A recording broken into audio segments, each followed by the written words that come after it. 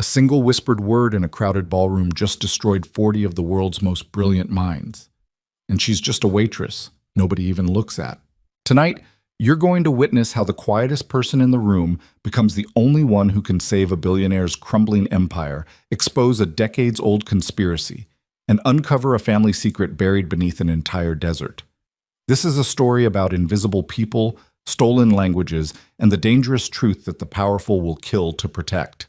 Stay until the end, hit that like button, and drop a comment telling me what city you're watching from. I want to see how far this story travels. The champagne glass shattered against the marble floor, and nobody even turned to look.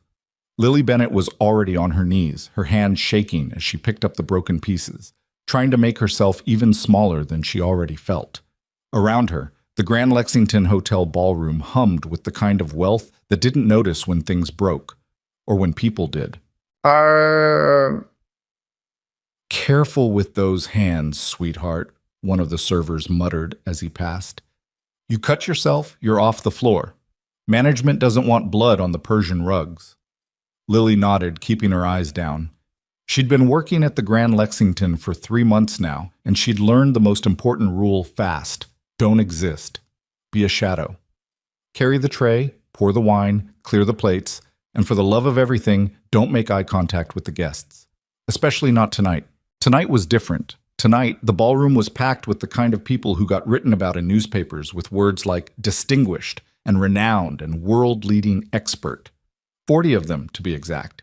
40 professors, linguists, anthropologists, and historians all gathered here for some kind of competition that nobody on staff fully understood. All Lily knew was that the prize was $10 million, and the man offering it was sitting alone at a corner table, barely touching his scotch. Ethan Calloway. Even from across the room, he looked exactly like his pictures. Sharp jawline, dark hair that probably cost more to maintain than her monthly rent, and eyes that seemed to calculate the value of everything they landed on. He wore a black suit that fit him like it had been invented specifically for his body, and he had the kind of posture that came from never having to ask for anything twice. 32 years old. Billionaire, single father, CEO of the Calloway Historical Foundation, which apparently did something important with old documents and cultural preservation and a bunch of other things that people like Lily were never supposed to understand. She'd Googled him after getting assigned to work this event, not because she cared about rich people. She'd stopped caring about rich people around the same time she'd started cleaning up after them, but because the other servers had been whispering about him all week. I heard his wife died in childbirth, Sandra had said, while they were folding napkins in the prep room. No, it was a car accident, Miguel had corrected. And they weren't married. She left him with the kid and ran off. You're both wrong, Marcus had chimed in. There was no wife. He used a surrogate because he didn't want to deal with an actual relationship. Lily hadn't contributed to the speculation. She had enough problems without wondering about the personal life of a man who probably spent more on watches than she made in a year. She dumped the broken glass into a bin behind the service curtain and grabbed a fresh tray of canapes. The kitchen had been cranking out food for 3 hours now, tiny portions of expensive ingredients that the guests mostly ignored. Lily had learned not to be bitter about the waste. Being bitter took energy, and she needed to save that for getting through her shift, taking the tea home, checking on her mother, and collapsing into bed before doing it all again tomorrow. Table 7 needs refills, the floor manager snapped as Lily emerged with her tray. And for Christ's sake, smile. You look like you're at a funeral. Lily forced her mouth into something that might pass for pleasant and headed toward table 7, where 3 elderly academics were engaged in what sounded like a very intense argument about verb conjugation. The morphological structure clearly indicates a Proto-Semitic root. Nonsense. The syntax alone proves it evolved independently. Gentlemen, you're both overlooking the obvious cultural context. Lily set down the fresh glasses and removed the empty ones without interrupting. That was another skill she'd developed. Invisibility through efficiency. Move quick, stay quiet, and never, ever get involved in the conversations. She was halfway back to the kitchen when the lights dimmed. A hush fell over the ballroom as a spotlight illuminated a small stage at the far end of the room. A woman in a severe gray suit stepped up to the microphone. Victoria Chen, Ethan Calloway's executive assistant, according to the briefing sheet the staff had received. "Ladies and gentlemen," Victoria said, her voice crisp and amplified. "Thank you for joining us this evening." As you know, you represent the finest linguistic minds currently working in the field of ancient Near Eastern languages. You've been selected from over 300 applicants worldwide, and each of you has signed the necessary non-disclosure agreements regarding tonight's challenge. Lily positioned herself against the wall, tray balanced on one hip. The other servers had done the same, forming a ring of invisible labor around the room's perimeter. Mr. Calloway will now present the text in question, Victoria continued, stepping aside. Ethan rose from his corner table and walked to the stage. Even his walk was expensive, confident, unhurried, like he knew the world would wait for him to arrive. When he spoke, his voice was quieter than Lily expected. Not soft exactly, but controlled. Like every word cost something, and he didn't waste them. 3 months ago, Ethan began, while cataloging materials from my grandfather's estate, my team discovered a letter. The letter is approximately 80 years old, written in a dialect that our initial consultants identified as a variant of ancient Akkadian mixed with elements of Proto-Arabic and possible Persian influences. We've had it examined by 12 separate experts. None of them could provide a complete translation. He paused, and Lily found herself leaning forward slightly, caught despite herself. The letter contained 7 sentences. 6 of them have been successfully translated. The 7th has not. Tonight, you will each have 30 minutes to examine the original document and provide your translation of that final sentence. The first person to provide an accurate and complete translation will receive $10 million. The ballroom erupted into murmurs. Even the scholars who probably had healthy salaries and book deals and tenure couldn't hide their interest in that kind of money. Victoria stepped forward with a metal case, which she placed on a table beside Ethan. He opened it carefully, removing what looked like a piece of aged parchment enclosed in a protective sleeve. "You'll work in order," Ethan said. "Professor Whitmore, you're first." A man stood up from the front table, tall, silver-haired, wearing a tweed jacket that probably cost more than Lily's entire wardrobe. He had the kind of face that had been handsome once and was now aging into something distinguished and self-satisfied. Damien Whitmore. Lily felt her stomach twist. She knew that name. Knew that face. Her father had known it too, back before everything fell apart. Lily pressed herself harder against the wall, grateful for the shadows, grateful for the way rich people never really looked at the help. She watched as Damien approached the document with theatrical reverence, pulling out a magnifying glass and a leather notebook. "Fascinating," he murmured loud enough for everyone to hear. "Truly fascinating. The grammatical structure here is quite complex, but I believe I see the pattern." He scribbled notes, held the document up to the light, scribbled more notes. When his 30 minutes were up, he straightened with obvious confidence. "The sentence reads," Damien announced, "The gold of our fathers sleeps beneath the 3rd stone from the eastern gate." He said it with such certainty that several people in the audience nodded approvingly. Ethan's expression didn't change. "Incorrect." Damien's smile faltered. "I beg your pardon?"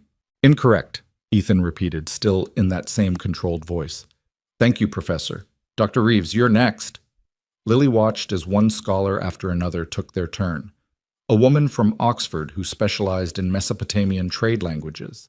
A team from Berlin who'd written the definitive text on cuneiform evolution. A young hotshot from Stanford who'd made his name decoding previously untranslatable tablets. All of them failed. Some of them got angry. Some got defensive. One woman accused Ethan of presenting a forgery, which earned her a cold stare and an escort to the door. By the time they'd gone through 35 scholars, the ballroom had taken on a different energy. The initial excitement had curdled into frustration, then embarrassment, then something harder to name. These were people who'd built entire careers on being the smartest people in their rooms, and now they were being systematically proven wrong in front of their peers. Lily had refilled glasses, cleared plates, and remained invisible through it all. Her feet hurt. Her back hurt. She wanted to go home, but her shift didn't end for another 3 hours. She was standing near the eastern wall, trying to redistribute the weight on her aching feet, when the 36th scholar, a nervous-looking man from Tokyo, finished his attempt.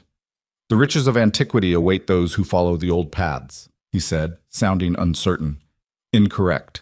The man bowed slightly and returned to his seat, looking defeated. Lily couldn't help it. She'd been watching these translations for over 2 hours now, and they were all making the same mistake. She could see it, see where they were going wrong, and the words just slipped out before she could stop them. "Wrong," she whispered. It wasn't loud. She barely breathed it. But the ballroom had gone quiet between translations, and somehow, impossibly, people heard. Heads turned. Damian Whitmore, who'd been sulking at his table since his own failure, stood up abruptly. "I'm sorry," he said, his voice dripping with disdain. "Did the waitress just say something?" Lily felt her face go hot. Every eye in the room was on her now. All 40 scholars, all the other staff members, Victoria Chen, and Ethan Calloway, whose dark eyes had locked onto her with an intensity that made her want to disappear through the floor. I didn't mean...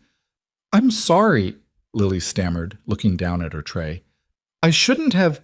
"No, please," Damien interrupted, walking toward her with a smile that didn't reach his eyes. "Share with us, since you apparently know something that 40 PhDs don't. What's wrong with our translations?"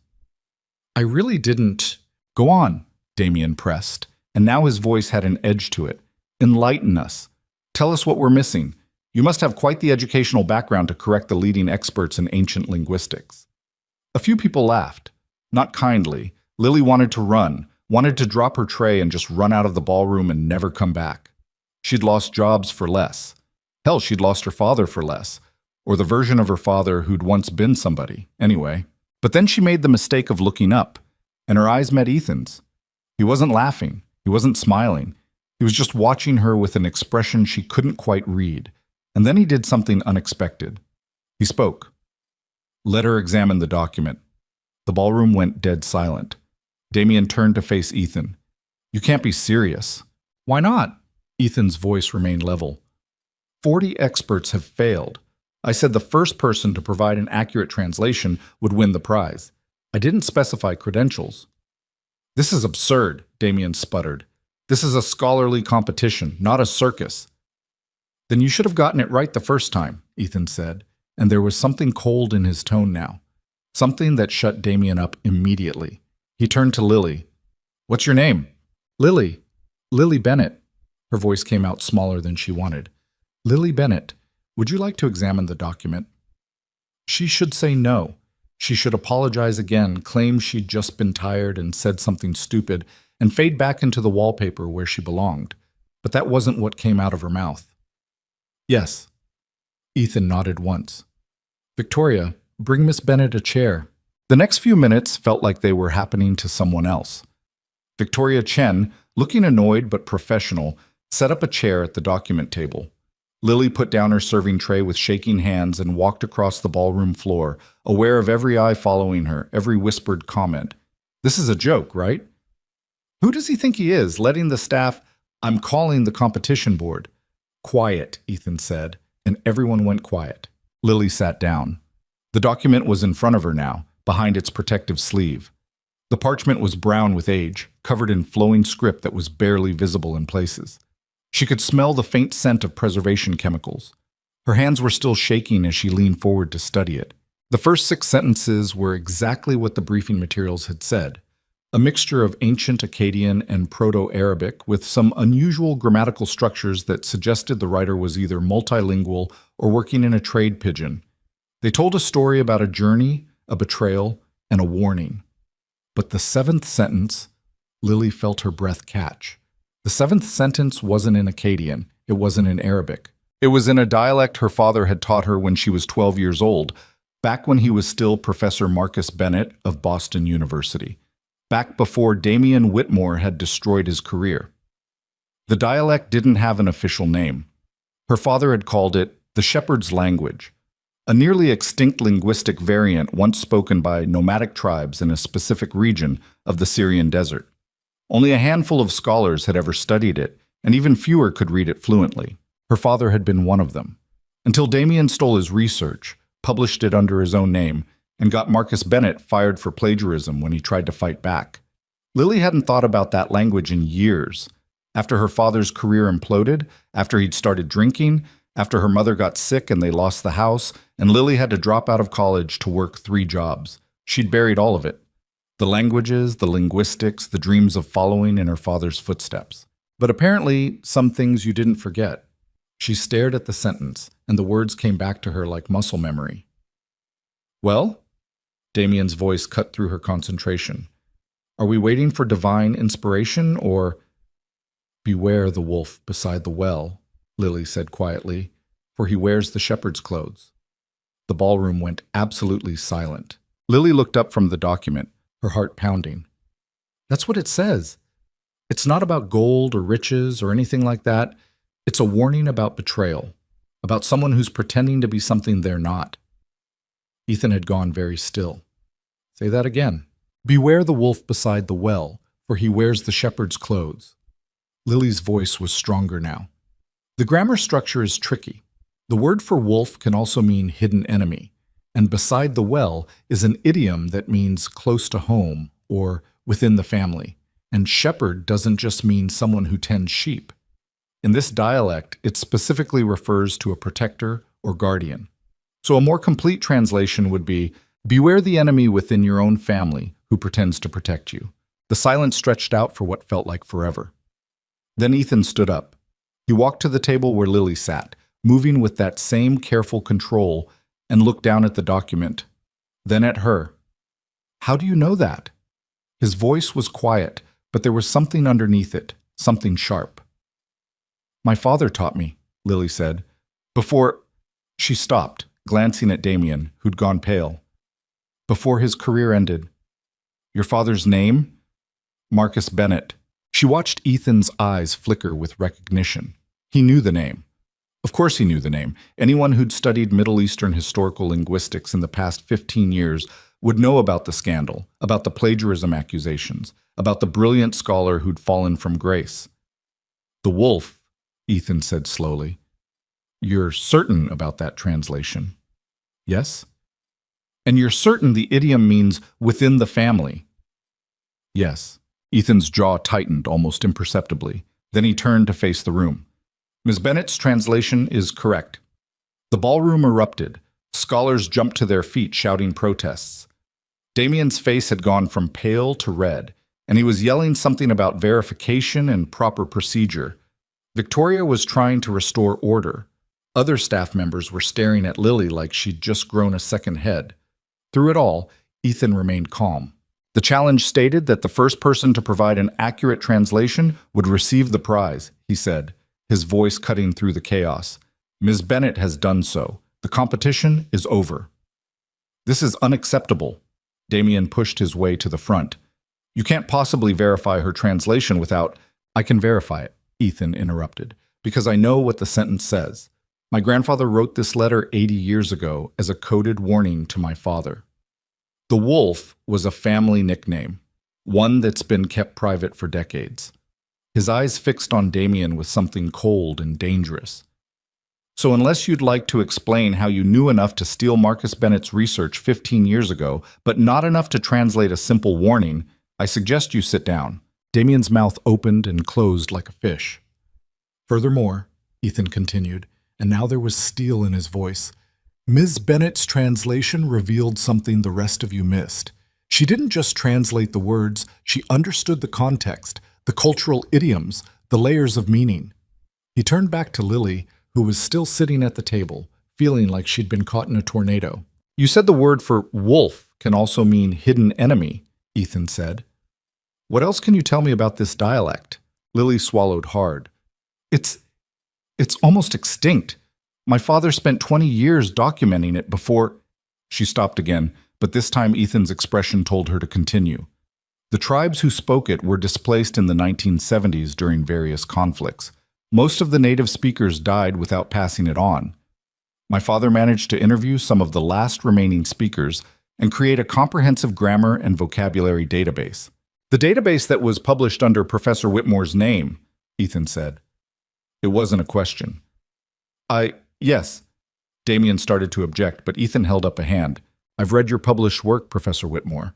All of it, including your seminal 2009 paper on extinct Syrian dialects. He paused. I've also read Marcus Bennett's original grant proposal from 2006, which was rejected by the University Review Board after you sat on the committee. The proposals are nearly identical. Same methodology, same research questions, same field sites. That's a serious accusation, Damien began.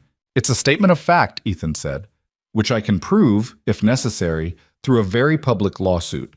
or you can leave quietly and consider this a professional courtesy. Damien looked around the room, but he didn't find support. Some of the other scholars were looking at him with new suspicion. Others were carefully studying their wine glasses. He grabbed his jacket and left without another word.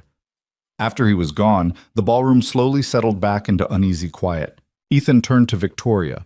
Have the legal team draft the prize paperwork. $10 million to Ms. Lily Bennett. Payable immediately. Lily felt the world tilt. I can't. That's not... I was just... You solved a problem that 40 PhDs couldn't, Ethan said. The money is yours, but I need to ask you something else.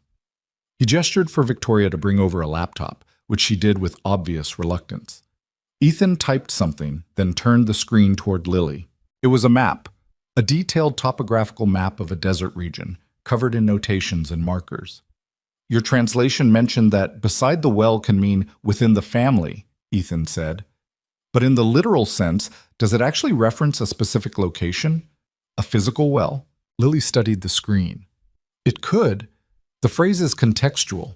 If you're speaking metaphorically, it means close to home. But if you're giving directions, she leaned closer, looking at the ancient text again.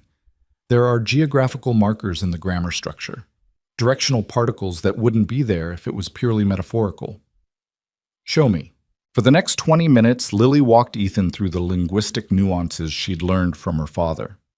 How the dialect encoded spatial information into verb tenses, how certain word combinations indicated landmarks, how the shepherd's language had evolved specifically for nomadic navigation. By the time she was done, they'd identified 3 possible coordinates based on historical well locations in the Syrian-Iraqi border region. Ethan was staring at the map like it had just rearranged his entire understanding of the universe. There's something else, Lily said hesitantly. The way the sentence is structured, the grammatical mood. It's not just a warning, it's also a pointer, like breadcrumbs. Whoever wrote this wanted someone to find something specific. Find what? I don't know, but the verb tense suggests something hidden, something buried or concealed. She paused. And the time markers in the surrounding sentences, they don't match. Ethan looked up sharply. What do you mean? The first 6 sentences reference events from 80 years ago, right? Based on your grandfather's life? Correct. But the 7th sentence uses a future conditional tense that only exists in this dialect when you're talking about events that haven't happened yet. Or, she trailed off, frowning. Or events that are still ongoing. That's impossible, Ethan said, but his voice was tight. My grandfather died 78 years ago. I'm just telling you what the grammar says. They stared at each other for a long moment. Finally, Ethan closed the laptop and stood up. Victoria, clear my schedule for the next week. I need to make some calls. Sir, now, please. Victoria nodded and retreated, pulling out her phone. Ethan turned back to Lily. The 10 million is yours regardless. But I have a proposition. I need someone who can read this dialect fluently, who understands the cultural context, and who can help me verify something. If you're willing, I'll pay you an additional consulting fee, let's say $50,000 a week, to work with my research team. Lily's head was spinning. I'm a waitress. I don't have any credentials. I didn't even finish my undergrad. You just did in 20 minutes what 40 credentialed experts couldn't do in 2 hours. Ethan interrupted. I don't care about degrees. I care about results. What exactly are you trying to verify? Ethan hesitated, which seemed unlike him. When he spoke again, his voice was quieter. My grandfather, James Calloway, was an archaeologist and historical preservationist. He died in 1948 during an expedition to document ancient trade routes in what's now Syria. His body was never recovered. The official story is that he was caught in a sandstorm and died of exposure. But you don't believe that? I did. Until 3 months ago, when we found this letter in a safe deposit box that nobody knew existed. The letter was supposedly written by my grandfather before he died. But if you're right about the verb tenses, if this sentence is talking about ongoing events, then either my grandfather didn't die when we think he did, or someone else wrote the letter, Lily finished. Exactly. And the warning about the wolf, the enemy in the family, that could mean that whoever's been handling the Calloway estate for the past 78 years has been lying about something very important. Lily felt a chill run down her spine. That's a lot of money and power at stake. Yes, Ethan said, which is why I'm asking someone I just met instead of using my existing staff. I don't know who I can trust. You don't know if you can trust me either. No, Ethan agreed. But you're the first person who's told me the truth about something tonight, and you did it even when it meant risking your job and humiliating yourself in front of people who've spent their lives making people like you feel small. That counts for something. Lily thought about her mother, lying in a hospital bed with medical bills piling up faster than Lily could pay them. She thought about her father, broken and bitter in his studio apartment, drinking away the career he'd lost. She thought about herself, carrying trays and being invisible, and going home every night too tired to even cry. Okay, she said. I'll help you. Good. Ethan pulled out a business card and a pen, scribbling something on the back. This is my private number. Call me tomorrow and we'll set up a proper contract. In the meantime, he gestured to Victoria, who materialized beside him. Victoria will arrange for your prize payment and handle your resignation from the hotel, assuming you want to resign. Yes, I do. Then we'll talk tomorrow. He turned to leave, then paused and looked back at her. Ms. Bennett, thank you for speaking up. I know it wasn't easy. Then he was gone, sweeping out of the ballroom with Victoria in his wake, leaving Lily standing alone beside a 78-year-old letter that might be about to turn both of their worlds upside down. Around her, the other scholars were packing up, most of them avoiding eye contact. A few looked angry, one or two looked impressed. Most just looked defeated. Lily picked up her serving tray with numb hands and walked back toward the kitchen, her mind racing. $10 million, a consulting job that paid more in a week than she made in a year, and a mystery that involved hidden enemies, lost grandfathers, and secrets that someone had buried for almost 8 decades. The shift manager stopped her at the kitchen door. What the hell just happened out there? He demanded. Lily looked at him, really looked at him, maybe for the first time since she'd started working here.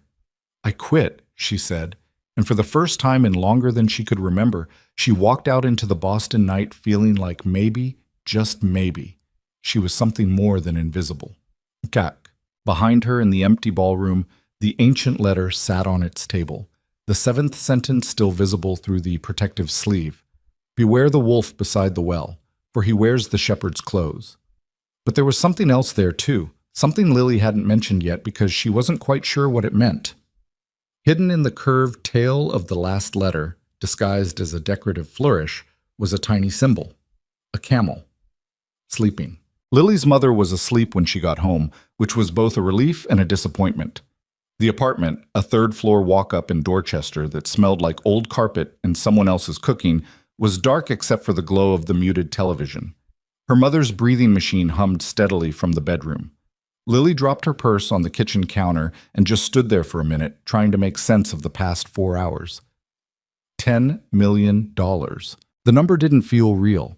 It felt like something from a movie, or a mistake, or a fever dream she'd wake up from to find herself still carrying trays and dodging handsy drunks at the Grand Lexington. She pulled out the business card Ethan had given her. Heavy stock, embossed lettering. Simple. Ethan Calloway, and a phone number, nothing else. On the back, he'd written another number in black ink. His private line, he'd said. Lily turned the card over in her fingers, then set it carefully on the counter beside her phone. She should feel excited, grateful, relieved that she could finally pay her mother's medical bills, fix the car that had been making that grinding noise for 6 months, maybe even help her father. Her father. Lily pulled out her phone and stared at his contact information. They hadn't spoken in 3 weeks. The last time she'd called, he'd been drunk at 2 in the afternoon, rambling about academic integrity and stolen legacies, and how the whole system was rigged against people who actually cared about the truth. She'd listened for 10 minutes, then made an excuse about getting to work. Now she had news that might actually matter to him. Proof that Damian Whitmore was a fraud. Vindication, maybe, after 15 years. But it was 1 in the morning, and calling him now would just mean dealing with whatever state he was in, and she was too tired for that. Tomorrow. She'd call tomorrow. Lily checked on her mother, still sleeping, oxygen levels stable according to the monitor, then collapsed into bed without bothering to change out of her work clothes. She dreamed about letters written in languages nobody spoke anymore, and wolves that wore human faces. The next morning, Lily woke up to 17 missed calls and 43 text messages. Her heart jumped into her throat before she'd even fully opened her eyes. That many messages meant something was wrong. Her mother. Had to be her mother. The monitors, the machines, something had failed during the night. But when she grabbed her phone with shaking hands, none of the calls were from her mother's doctors. They were from numbers she didn't recognize. And the texts. Is this the waitress from last night? Channel 7 wants an interview about the translation challenge. Globe reporter here, looking to verify some details about the Callaway competition. This is Ashley Chen from BuzzFeed News. We'd love to talk about your win. Lily stared at the screen, her stomach sinking. Someone had leaked it. Of course someone had leaked it. 40 scholars and a ballroom full of hotel staff, and she'd been naive enough to think this would stay quiet. She scrolled through the messages with growing dread until she found one from a number she actually recognized. Miguel, one of the other servers from the hotel. Girl, you're everywhere. Check Twitter.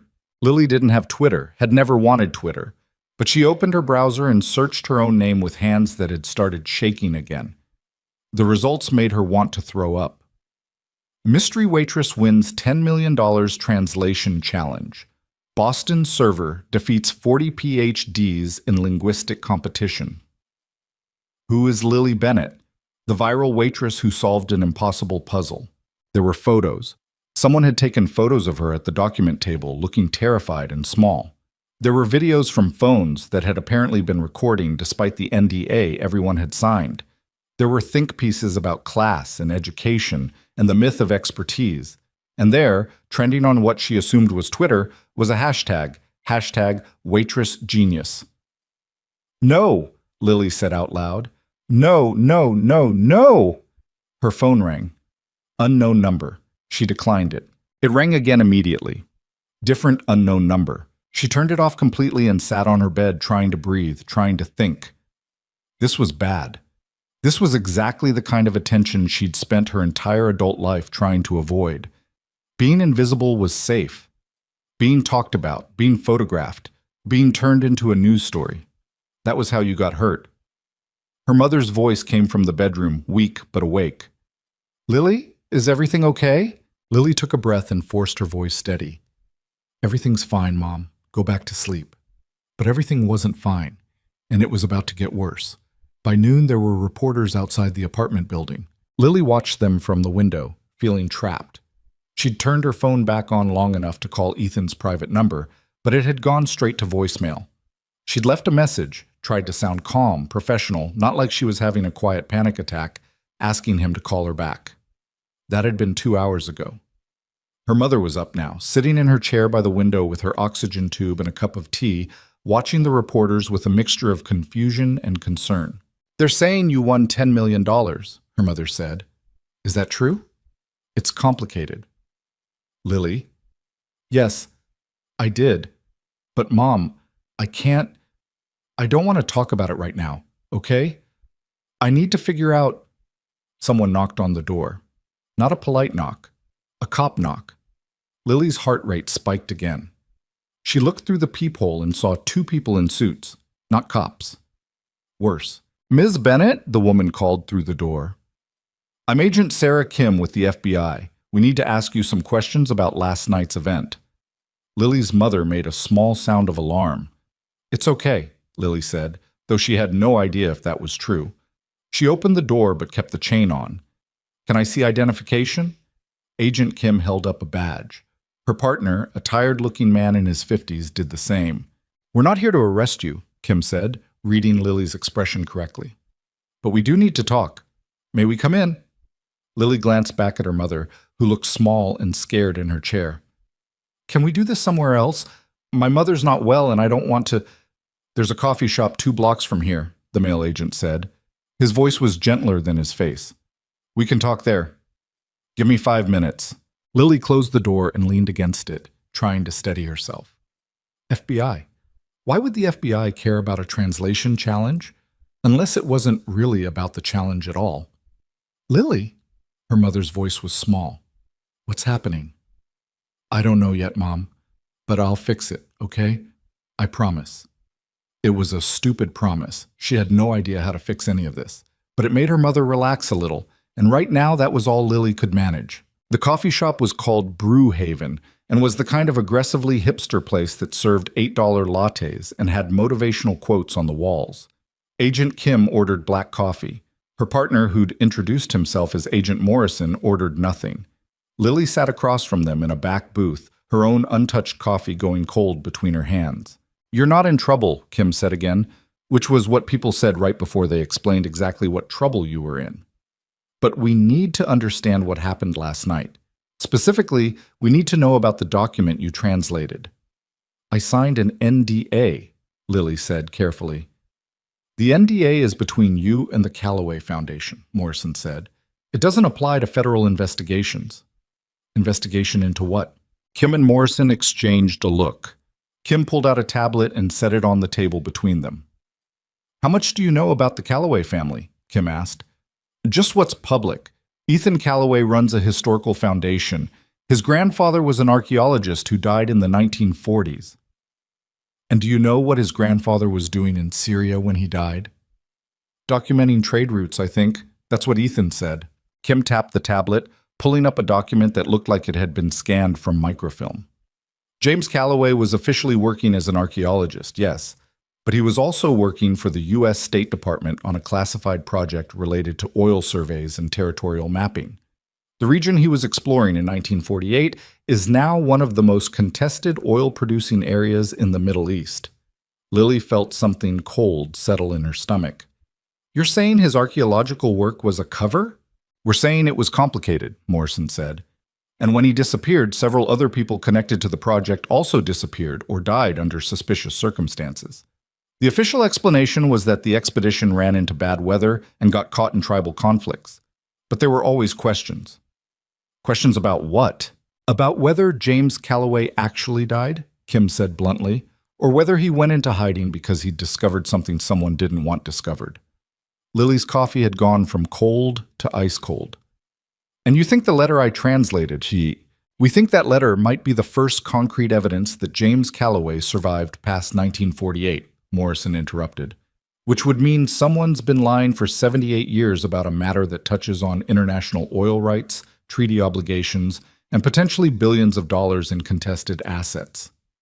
"That's insane." "Is it?" Kim leaned forward. "You're the one who said the verb tenses indicated ongoing events. What did you mean by that?" Lily's mind was racing. She thought this was about family secrets and old money, not federal investigations and oil rights. "The future conditional tense in that dialect," she said slowly, "is only used when you're talking about something that hasn't been resolved yet. It's like..." She struggled for an analogy. "It's like the difference between 'I was hungry' and 'I have been hungry.' One is finished, the other is still happening." "So whoever wrote that sentence," Morrison said, "was talking about a threat that was still active when they wrote it." "Yes, or they expected it to become active." "And the sleeping camel symbol you mentioned to Mr. Callaway's assistant," Kim said. "What does that mean?" Lily blinked. "How do you—" "Ms. Chen filed a preliminary report with the Foundation's legal team this morning. We have access to those filings." "That seems like it should require a warrant." "It would," Kim agreed, "if the Callaway Foundation wasn't already under federal scrutiny for other reasons." "What other reasons?" Morrison's expression hardened. "That's classified. What's not classified is that you've now inserted yourself into the middle of something much bigger than a translation challenge. And we need to know exactly what you told Ethan Callaway." "I told him what the sentence said, that's it." "And the sleeping camel?" Lily hesitated. This felt like a trap, but she didn't know enough to know how. "It's a symbol," she said finally. "In the shepherd's language, a sleeping camel can mean a resting place or a landmark. It's used in directions, like saying, 'Turn left at the big rock,' or 'Head north from the dead tree.' It's just a navigation marker." "But you didn't mention it last night," Kim pressed. "Why not?" "Because I wasn't sure if it was actually part of the text or just a decoration. Scribes used to add embellishments to make documents look more official. It might not mean anything. Or it might mean everything," Morrison said. "Ms. Bennett, I'm going to be very direct with you. Ethan Callaway is planning an expedition to the coordinates you helped him identify. We know this because his foundation filed permit applications with 3 different governments this morning. If he goes looking for his grandfather based on information in that letter, he's going to be walking into an area that's currently contested by two separate militias, three oil companies, and at least one foreign intelligence service that we know of. Durmasishti. Lily felt the blood drain from her face. I just translated a sentence. I didn't tell him to. You gave him hope, Kim interrupted, not unkindly. For a man like Ethan Callaway, who spent his whole life building his identity around his grandfather's legacy, that's more dangerous than any weapon. So stop him. We can't. He's a private citizen planning a legal expedition. We have no grounds. Then why are you telling me this? Kim and Morrison looked at each other again, and Lily was starting to hate that look. Because he's going to ask you to go with him, Morrison said. And when he does, we need you to say yes. The words hung in the air like a punch that hadn't landed yet. Excuse me? We need eyes on this expedition, Kim said. Someone who can report back on what they find. Someone Callaway trusts. He doesn't trust me. He just met me. He trusted you enough to offer you a consulting position worth $50,000 a week, Morrison countered. That's not standard operating procedure for someone you just met. Lily pushed back from the table. You want me to spy on him? We want you to keep us informed, Kim corrected. There's a difference. No, there really isn't. Lily stood up. I'm not doing this. I translated one sentence. That's all. I don't work for you, and I'm not going to. Her phone rang. She almost didn't answer it, but the caller ID said Ethan Callaway Private, and despite everything, she needed to hear what he had to say. She answered it. Ms. Bennett. Ethan's voice was calm, controlled, exactly like last night. I apologize for not returning your call sooner. I've been dealing with some unexpected complications. Yeah, me too. I'm aware that you've been contacted by federal agents. I'm also aware that you're currently sitting in a coffee shop with Agent Kim and Agent Morrison, who are going to try to convince you that I'm dangerous and that helping me is a national security risk. Lily glanced at Kim, who was watching her with an expression that gave nothing away. How do you cool? Because they've been investigating my foundation for 6 months, Ethan said. Ever since we started documenting discrepancies in historical oil treaties from the 1940s.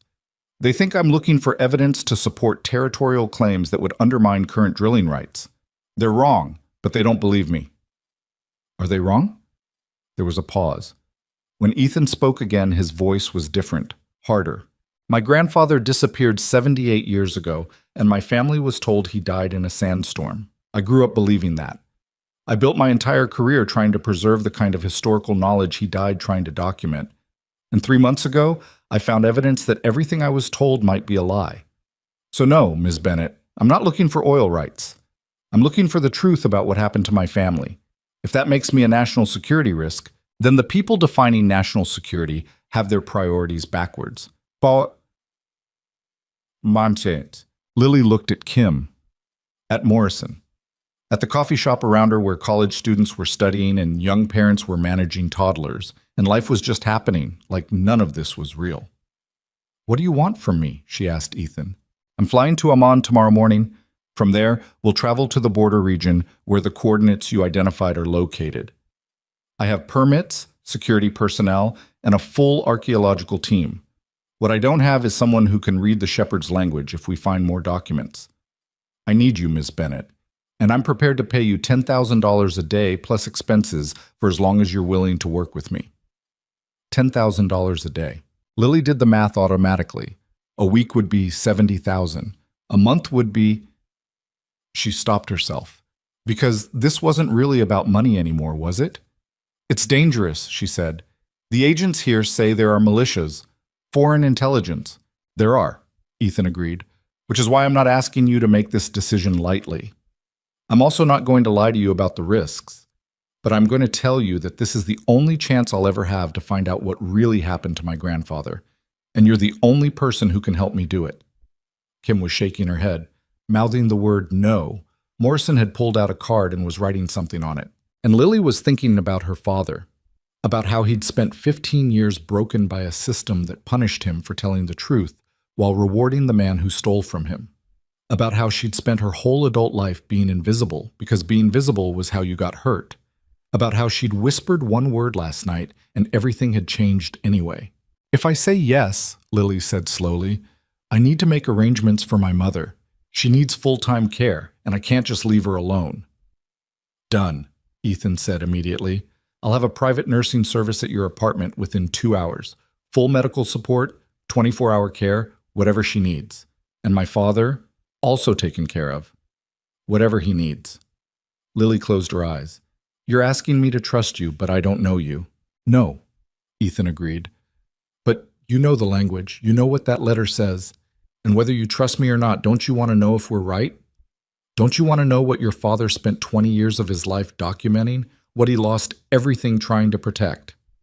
That was a low blow, and they both knew it. It was also effective.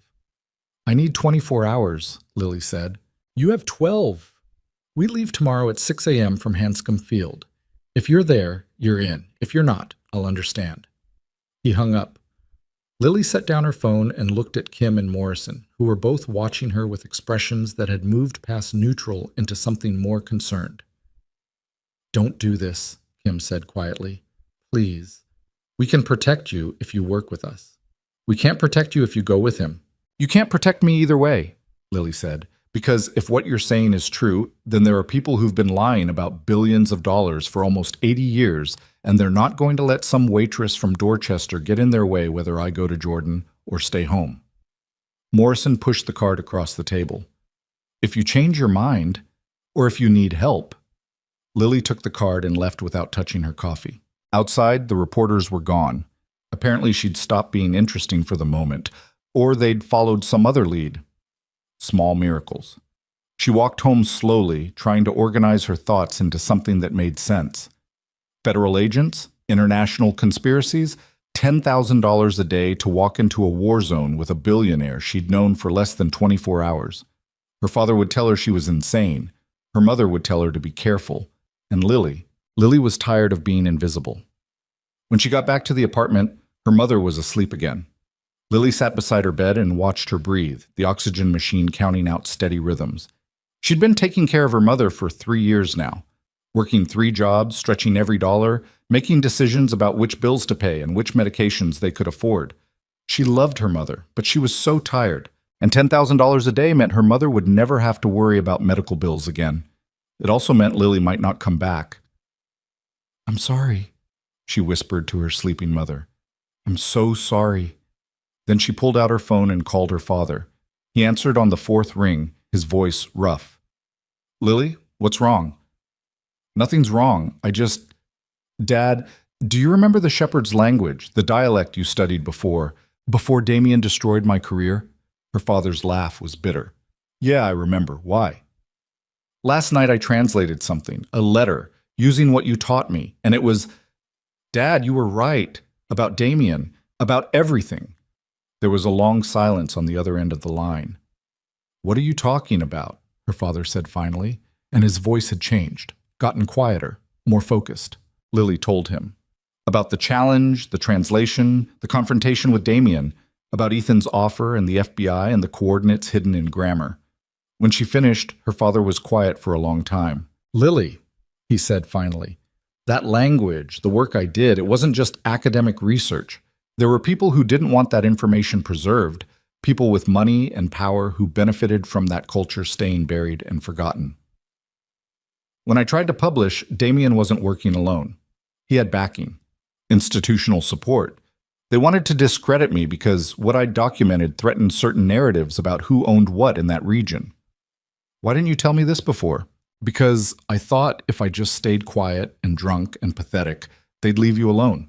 If you didn't know anything, you couldn't become a target." Lily felt something crack in her chest. "Dad, but you know now. And if you're asking my opinion about whether you should go with this Calloway guy, then you already know what you're going to do." "I don't. I really don't." "Really?" "Yes, you do.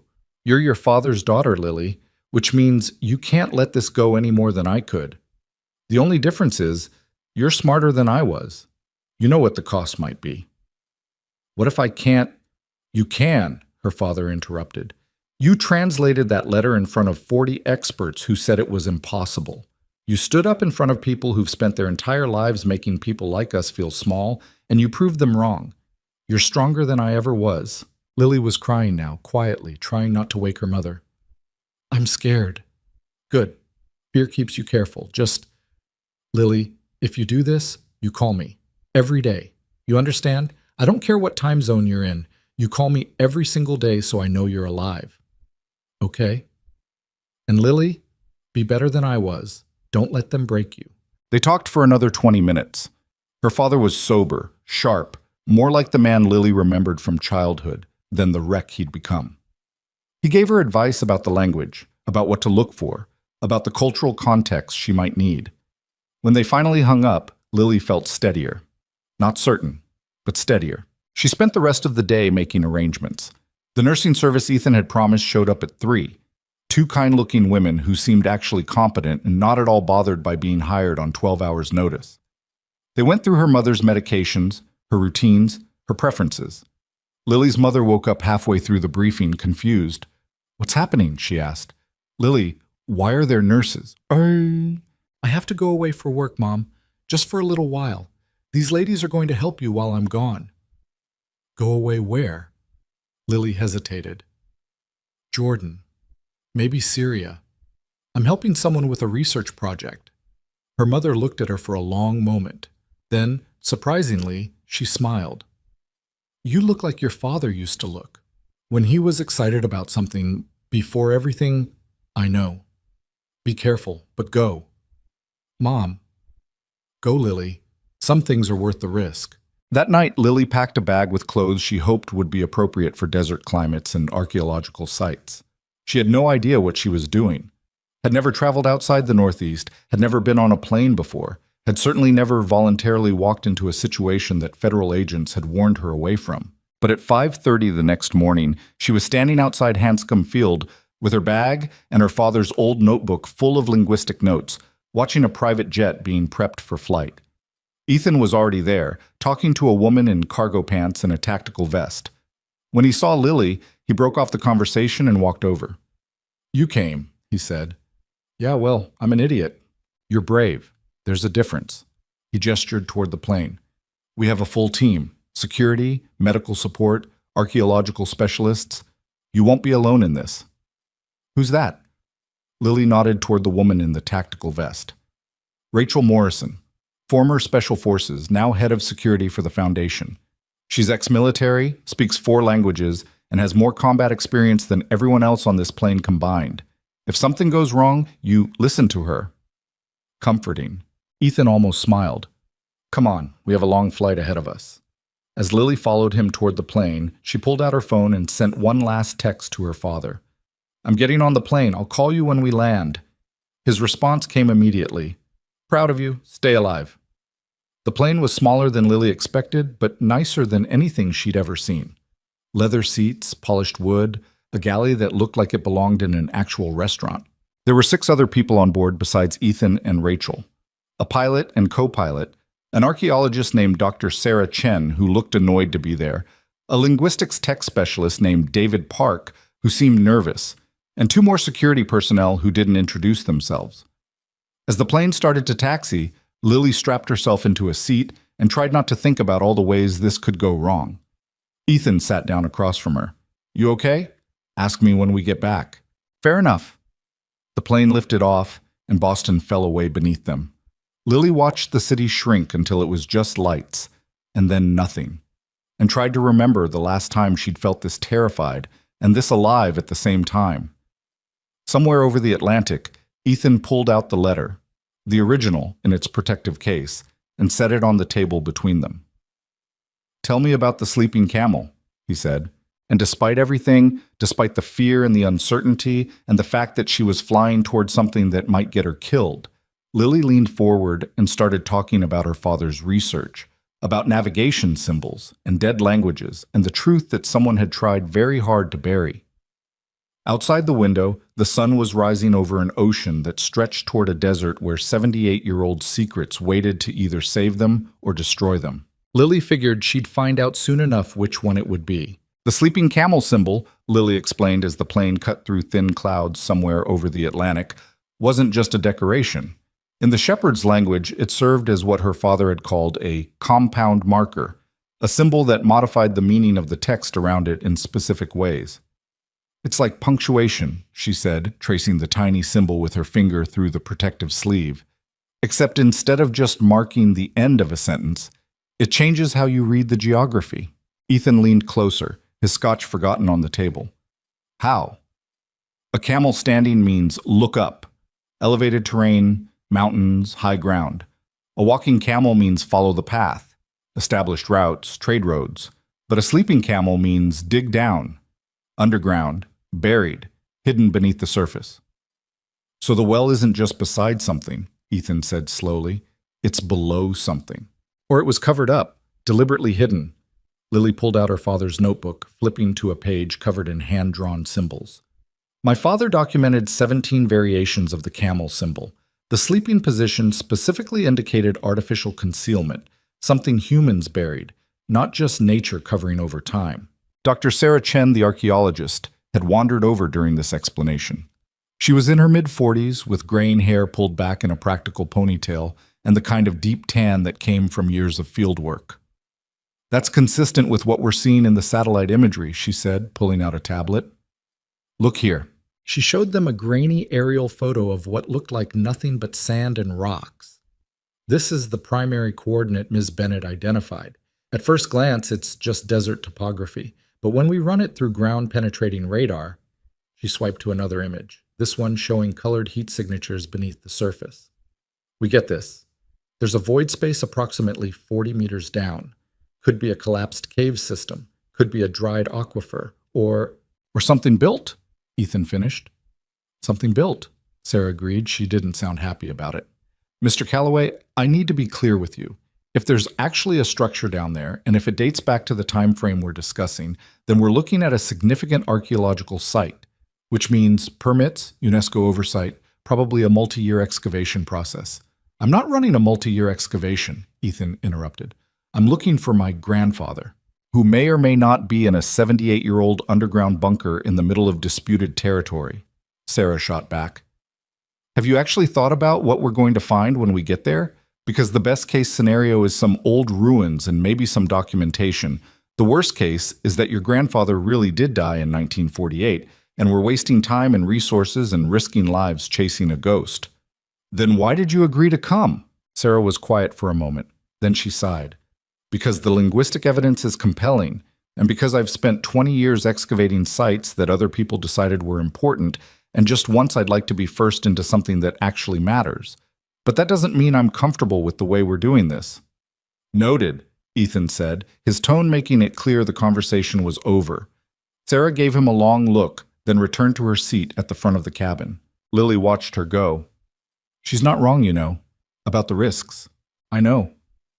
Ethan picked up his scotch again, then set it down without drinking. My daughter is 7 years old. Her name is Emma. She asks me about her grandfather, my father, all the time. What he was like, what kind of person he was. And I tell her stories about a man who died when I was 3 years old, so all I really have are other people's stories.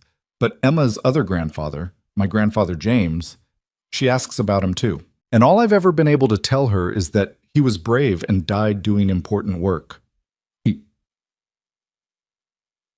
He paused. I'd like to be able to tell her the truth, whatever that is.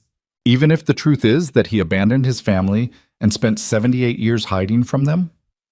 Even then, Ethan met her eyes. Wouldn't you want to know if it was your family? Lily thought about her father, broken and bitter in his studio apartment, about all the things he'd lost and all the questions he'd never gotten answers to. Yeah, she said quietly. I would. They flew through this night. Lily tried to sleep but couldn't, her mind too wired, too full of symbols and translations, and the growing certainty that she'd stepped into something much bigger than a family mystery. Around her, the other passengers dozed or worked on laptops or stared out windows at the darkness. Rachel Morrison, the security chief, spent most of the flight on a satellite phone, having terse conversations in what sounded like Arabic and maybe Farsi. When she finally ended the calls, she came over to where Ethan was reviewing satellite maps. We've got a problem, she said without preamble. Ethan looked up. How bad? Someone filed a competing permit application for the same coordinates. 3 hours ago. The Jordanian government is holding both applications pending review, which means we're going to be delayed in Amman while they sort it out. Who filed? Company called Meridian Heritage Solutions. Ever heard of them? Ethan's expression darkened. They're not a heritage company. They're a front for oil surveying operations. I've dealt with them before. They show up wherever there's a potential territorial dispute, file archaeological permits, then use the excavation rights to conduct geological testing. So someone knows we're coming, Lily said, and they know what we're looking for. Looks like it. Rachel's hand rested casually near her hip, where Lily could now see she was carrying a gun. I've got contacts in Amman who might be able to expedite our permits, but it's going to cost. And even if we get clearance, we need to assume that whoever filed that competing claim is going to be watching our movements. The FBI, Lily said suddenly. They knew Ethan was filing permits. What if they weren't the only ones paying attention? Ethan finished. Which means either we have a leak in the foundation staff or someone's been monitoring our communications. Rachel nodded grimly. I've already switched us to encrypted channels, but if they've been listening for a while, they know enough. We should consider scrubbing the mission. No, Ethan said immediately. Mr. Calloway, I said no. We're not stopping now. Rachel's jaw tightened, but she nodded. Then we go in fast and quiet. Soon as we get clearance, we move. No delays, no sightseeing, no unnecessary risks. We get to the site, we see what's there, and we get out. Agreed? Ethan looked at Lily. You're still on board? She should say no. Every rational part of her brain was screaming that this was exactly the moment to back out, to admit this was beyond her, to go home and take the $10 million and disappear into a quiet, safe life. But she thought about her father's voice on the phone, sober and sharp for the first time in years, about the sleeping camel symbol that meant something was deliberately buried, about 78 years of lies. I'm in, she said. They landed in Amman 14 hours after leaving Boston. The city sprawled beneath them as they descended, ancient and modern all mixed together, pale stone buildings climbing hillsides, modern glass towers catching the late afternoon sun. The airport was chaos. Even with Ethan's money and connections, it took 2 hours to clear customs and get their equipment through security. Lily stuck close to Rachel, who moved through the crowds with the kind of purposeful efficiency that suggested she'd done this many times before. First time in the Middle East? Rachel asked as they waited for their bags. First time outside Massachusetts, Lily admitted. You picked a hell of a place to start. Stay close, don't make eye contact with anyone who looks official, and if something feels wrong, it probably is. You're really selling this experience. Rachel almost smiled. I like you. You're honest about being scared. That's smarter than pretending you're not. They were met outside the airport by 2 black SUVs and a driver who spoke rapid Arabic with Rachel. Whatever he said made her expression tighten. Change of plans, she announced to the group. Permits are being delayed pending additional review. Could be hours, could be days. We're going to a safe house to wait it out. Can't we just go anyway?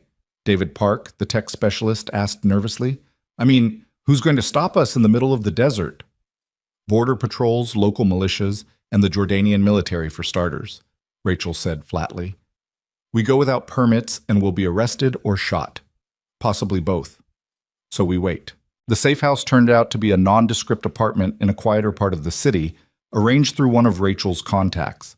It had 4 bedrooms, unreliable Wi-Fi, and bars on the windows. Lily claimed a corner of the living room and tried to call her father, but the connection kept dropping. She finally got through on the 3rd try. I'm in Jordan, she said when he picked up. We're delayed. Permit issues. Someone's blocking you. Her father's voice was tense. Lily, listen to me. If they know you're coming, they're going to try to get there first. The sleeping camel symbol, did you tell anyone besides Calloway what it means? The FBI knew, and his team. Then assume it's out there, and assume whoever's blocking your permits is already mobilizing. You need to move fast. We can't. Rachel says without permits, we'll be arrested. Rachel's thinking like someone who wants to follow the rules. But the people you're up against don't follow rules. They write them, then break them when it's convenient. Her father paused. There's another way to those coordinates. An old smuggler's route from the Iraqi side of the border. No checkpoints, no official oversight. Dangerous as hell, but it'll get you there. How do you know about smugglers' routes in Iraq? Because that's how I did my field research, Lily. The official channels were controlled by people who didn't want that dialect documented. So I went around them. He gave her a set of coordinates. There's a village called Al-Hasaka, about 40 kilometers from the Syrian border. Find a man named Yusuf al-Rahman. Tell him Marcus Bennett sent you. He'll get you across. Dad, I can't just... Yes, you can, and you will, because sitting in an apartment in Amman waiting for permits that will never come is exactly what they want you to do. By the time you get official clearance, the site will be stripped clean. Lily looked across the room to where Ethan was having a tense phone conversation with someone, probably his lawyers. Rachel was cleaning weapons at the kitchen table. Sarah was reviewing geological surveys with a frown. I'll talk to Ethan, Lily said. Be careful, and call me every day. I will. Dad? Thank you. Don't thank me yet, just stay alive. When Lily approached Ethan with her father's information, he listened without interrupting. When she finished, he was quiet for a long moment. Your father's suggesting we enter Iraq illegally, hire smugglers to cross into Syria, and conduct an unauthorized excavation in a war zone, he said finally. That's a pretty accurate summary, yeah. Rachel's going to hate this. Probably. Ethan looked at the coordinates Lily had written down. How well does your father know this Yusuf person? Well enough to trust him with his life, apparently. 20 years ago, anyway. 20 years is a long time. So is 78 years. Ethan almost smiled at that. Then he called Rachel over and explained the plan. Rachel's reaction was about what Lily expected. Absolutely not, she said flatly. No, we are not hiring smugglers to sneak us across international borders into active conflict zones. That's not security planning. That's suicide. You said yourself the permits aren't coming, Ethan countered. And you said whoever filed the competing claim is probably already moving. So what's our alternative? We go home. We regroup. We try again through official channels when things calm down.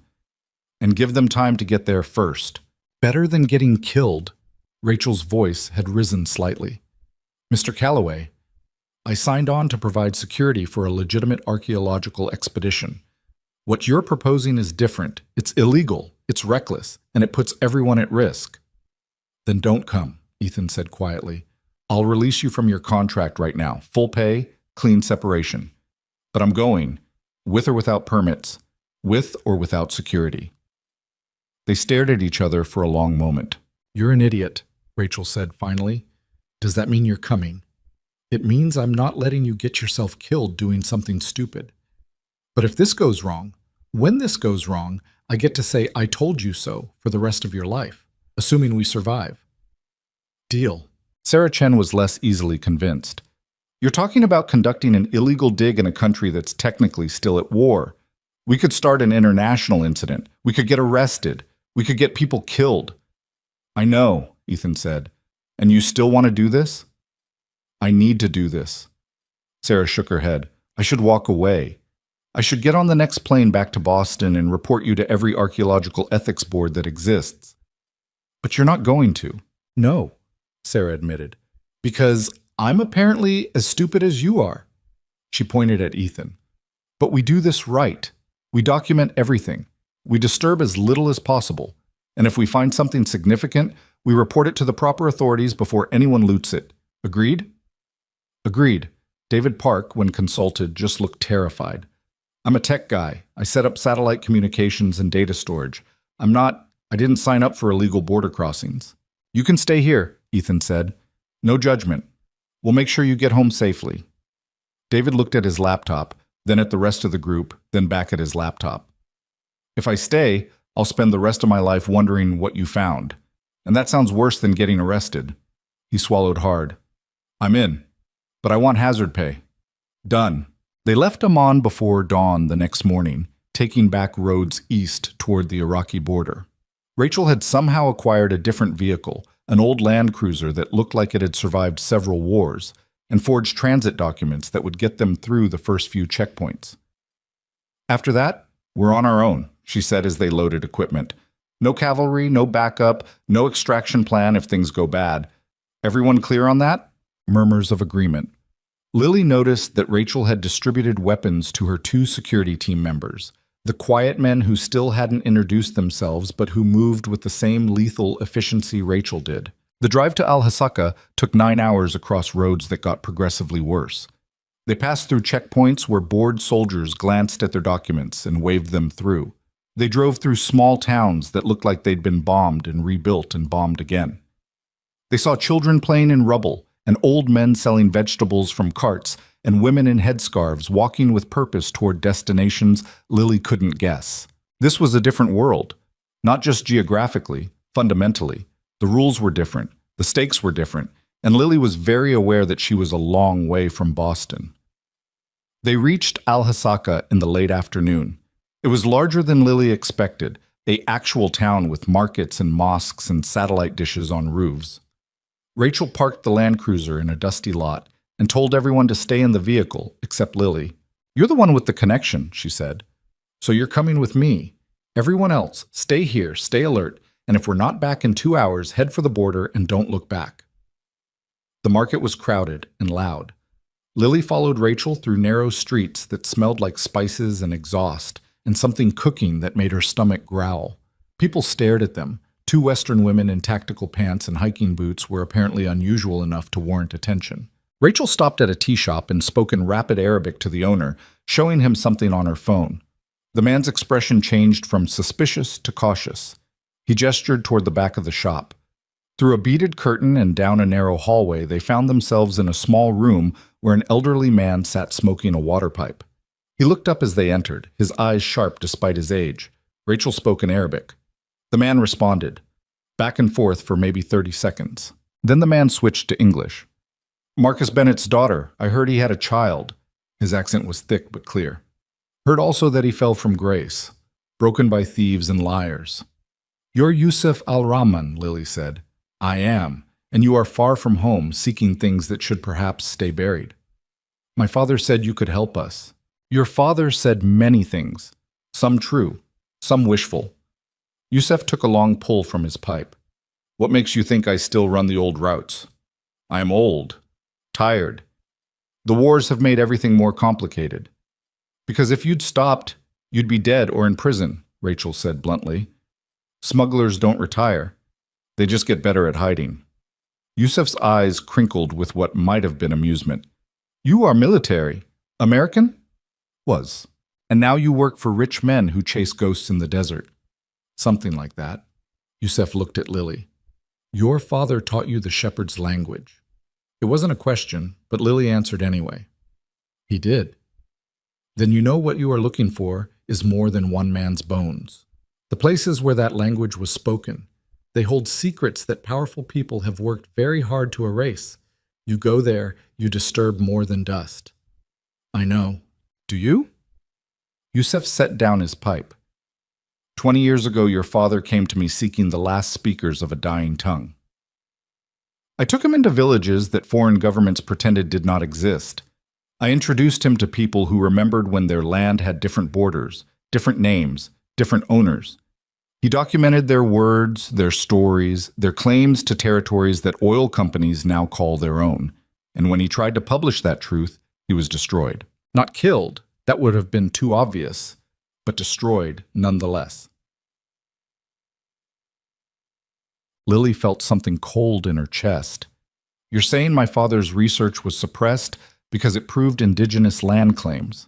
I am saying that languages carry history, and history defines ownership, an ownership of desert land that sits on ocean of oil that is worth killing for, worth ruining careers for, worth burying truth for 78 years. Yusuf stood slowly, his joints creaking. "So before I take you to find what you seek, I ask you directly, are you prepared for what happens when you dig up that truth?" Lily thought about the FBI agents in the coffee shop, about Meridian Heritage Solutions filing competing permits, about Agent Kim's warning that Ethan would be walking into contested territory. "I don't know," she admitted, "but I know that staying silent hasn't helped anyone. My father stayed silent after they destroyed him, and it ate him alive. Those people you introduced him to, their stories stayed silent, and now they're almost gone. Maybe disturbing the dust is exactly what needs to happen." Yusuf studied her for a long moment. Then he nodded. "You have your father's spine. He will be glad to know it did not break." He pulled out a satellite phone, incongruously modern in his weathered hands. I will take you, but not for money. I do this because Marcus Bennett was honest man in profession full of thieves, and his daughter deserves chance to be same. Also because I am old, and old men grow tired of watching lies win. How long until we can leave? Rachel asked. Tomorrow night. I need time to arrange vehicles, drivers, bribes for border patrols. You and your people, you stay out of sight until then. There are those who watch for foreigners with too much interest in old places. They returned to the Land Cruiser and drove to a compound on the edge of town that Yusef had arranged. It was Spartan, concrete walls, basic beds, a communal bathroom with water that ran lukewarm at best. But it was defensible, which Rachel seemed to care about more than comfort. Ethan paced the main room like a caged animal. Tomorrow night, that's too long. Every hour we wait is an hour we stay alive, Rachel interrupted. Yusef knows what he's doing. We wait. Lily called her father while there was still light. The connection was terrible, but she managed to tell him they'd found Yusef and were moving forward. Be smart, her father said through the static. And Lily, I'm proud of you. The words hit harder than she expected. When had he last said that? Before everything fell apart, probably. Before Damien and the plagiarism and the drinking. Thanks, Dad. I'll call you when I can. That night, Lily couldn't sleep. She lay on her cot listening to unfamiliar sounds. Calls to prayer from distant mosques, dogs barking, vehicles passing on the road outside. Rachel was awake too, sitting by the window with a rifle across her lap, silhouetted against the starlight. You scared? Rachel asked without turning around. Terrified? Good. Fear's what keeps you breathing. It's the people who aren't scared who get killed. That's weirdly not comforting. Rachel did turn then, her face half in shadow. You don't belong here. You know that, right? You should be back in Boston counting your 10 million and living a normal life, but you came anyway. Why? Lily thought about how to answer that. Because being invisible was killing me slower than this probably will. At least this way I'm choosing the risk. That's either very brave or very stupid. Can it be both? Rachel's teeth flashed white in the darkness, an actual smile. Yeah, it can be both. The next day crawled by. Sarah organized their equipment, making lists and checking gear with the kind of focused intensity that Lily was starting to recognize as her coping mechanism. David set up satellite communication systems and encrypted data backup. The security team, who Lily had finally learned were named Marcus and Jin, maintained weapons and studied maps. And Ethan sat with the letter, the original document he'd brought all this way, staring at it like it might suddenly reveal more secrets. Lily sat down across from him. You okay? I keep thinking about Emma. What I'd tell her if something happens to me out here. Nothing's going to happen. You don't know that, neither do I. He looked up. I've arranged for her guardianship to go to my sister if, and there's a trust that'll take care of her financially. But money isn't the same as having her father, Lily finished. Why are you telling me this? Because you're the only person here who's being completely honest about why they're doing this. Rachel's here because it's her job. Sarah's here for professional curiosity. David's here because he doesn't want to miss out. But you're here because you believe in what we're trying to do. That truth matters, that some things are worth the risk. I'm here because I didn't want to spend the rest of my life wondering what if, Lily corrected. That's not the same as bravery, isn't it? Before she could answer, Rachel appeared in the doorway. Yusef's here. We move in 30 minutes. The next half hour was controlled chaos. Packing equipment, loading vehicles, 2 trucks this time, older and more beat up than the Land Cruiser. Yusef had brought 3 other men, all of whom looked like they'd spent lifetimes moving things across borders that weren't supposed to be crossed. We go dark from here, Yusef said as they loaded the last of the gear. No phones, no GPS that can be tracked. We follow routes that do not appear on maps. If we are stopped, you are archaeologists with permits to survey Roman ruins. You know nothing of oil, nothing of borders, nothing of languages that should be forgotten. And if they don't believe us, David asked, then we hope they value bribes more than patriotism. They drove into the desert as the sun set, turning the sand into copper and gold. The landscape was beautiful and alien and absolutely unforgiving. No road now, just tire tracks in sand that shifted and changed with every wind. The trucks bounced over terrain that would have destroyed a normal vehicle, engines growling. Lily sat in the back of the second truck between boxes of equipment, watching the world turn dark. Above them, stars emerged in impossible numbers, bright and close and indifferent. Somewhere out here, if the letter was right, if the translations were accurate, if 78 years of lies were about to crack open, somewhere out here was the truth about James Calloway, and whatever else was buried with him. They drove through the night, stopping once to refuel from jerry cans and once when one of Yusef's men thought he spotted headlights in the distance. But the lights, if they'd been real, didn't follow, and they continued on. Dawn found them at what Yusef called the crossing point, a stretch of desert that looked like every other stretch of desert, except apparently this one had no military patrol and no official presence. "Syria," Yusef said, pointing east. "Another hour, maybe two, we reach the coordinates your letter speaks of." Ethan pulled out a GPS unit that wasn't connected to any network. Pure navigation, untraceable. He checked their position against the numbers Lily had derived from the letter. "We're close," he said, and his voice was tight with something Lily couldn't quite name. "Another 30 kilometers northeast." The sun was well up by the time they spotted it, a rock formation that rose from the desert like a sleeping animal. Even from a distance, Lily could see why it might have been called the sleeping camel. The rocks formed a shape that looked remarkably like a camel at rest, head tucked, legs folded beneath it. "There," she breathed. "That's it. That's the landmark." They approached slowly, carefully. Rachel had her weapons out, scanning the horizon for any sign they weren't alone. But the desert was empty, just sand and rock and heat already building toward unbearable. They parked in the shadow of the rock formation. Up close, it was massive, probably 40 feet tall, wind-carved limestone that had stood here for thousands of years. Sarah was already moving around it with instruments, scanning for the void space her satellite data had suggested. "Ground-penetrating radar confirms it," she said after several minutes. "There's definitely something down there. Looks like the entrance might be—" She moved around to the eastern side of the formation. "Here. There's a depression that could be a collapsed entrance." Everyone gathered at the spot she'd indicated. What had looked like just a natural dip in the sand showed different characteristics under Sarah's instruments. "This was filled in," she said. "Deliberately. Probably decades ago, but the density is all wrong for natural settling." "So we dig," Ethan said. "So we dig," Sarah agreed. They worked through the morning heat, taking turns with shovels, moving sand that had been hiding this entrance for longer than any of them had been alive. 3 feet down, they hit stone. Worked stone, carved and fitted together. "It's a door," Sarah said, her voice tight with excitement despite her earlier reservations. Or it was. Looks like it collapsed inward at some point. By early afternoon, they'd cleared enough to reveal an opening, narrow, dark, leading down. Rachel went first with a flashlight and a weapon. Marcus and Jin followed. Then Rachel's voice echoed up.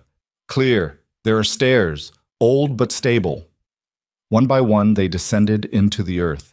The stairs led down into darkness that seemed to swallow their flashlights.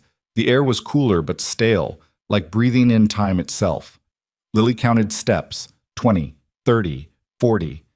Finally, the stairs ended in a chamber. Rachel swept her light around, and Lily heard Sarah gasp. They were standing in an underground bunker. Not ancient, modern, or at least 20th century modern. There were electric lights that didn't work, banks of old computer equipment, filing cabinets, and tables covered in documents protected by plastic sheeting.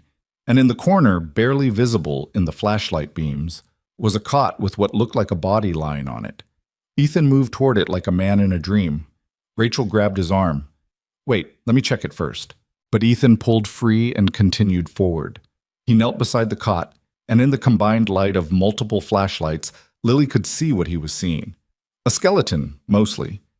Clothed in what had once been khaki field clothes, a leather journal clutched to the chest, and on the skull, resting at an angle that suggested it had been placed there deliberately, a wide-brimmed hat of the style archaeologists wore in old photographs. "James Calloway," Ethan whispered. But he wasn't looking at the skeleton anymore. He was looking at the wall behind it, where someone had written in chalk, in English, in handwriting that was still legible despite the decades. "Forgive me. I stayed too long. The wolf found me. But the truth survives." J.C., 1952. 1952. Not 1948. James Calloway had lived 4 more years than anyone knew, and he died down here, in the dark, trying to protect something. Ethan's hands were shaking as he reached for the journal. Rachel stopped Ethan before his fingers touched the journal. "Don't, not yet. We document first." "That's my grandfather, and this is a 70-year-old crime scene," Rachel said, her voice firm but not unkind. "Sarah, get your cameras. David, I need you recording everything. We do this right or we don't do it at all." For a moment, Lily thought Ethan might argue. His jaw was tight, his hands still reaching toward the skeletal remains of a man he'd never met but had built his entire identity around. Then he pulled back, nodding stiffly. "Fine. Document everything." Sarah moved forward with her camera, photographing the body from every angle. The flash created stark shadows in the underground chamber, making the skeleton look even more fragile, more real. David set up video equipment, his hands shaking slightly as he worked. Lily stayed back, giving them room, but her eyes were adjusting to the darkness enough to see more of the bunker.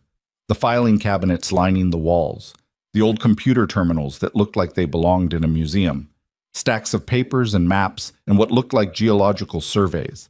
And on the far wall, partially hidden by shadows, something that made her breath catch. "There's writing," she said, moving closer with her flashlight. "The shepherd's language. It's everywhere." The wall was covered in it. Neat rows of symbols and characters, written in what looked like chalk or charcoal, filling every available surface. Some of it was the same dialect from the letter, but some of it was different, related but distinct, like different accents of the same language.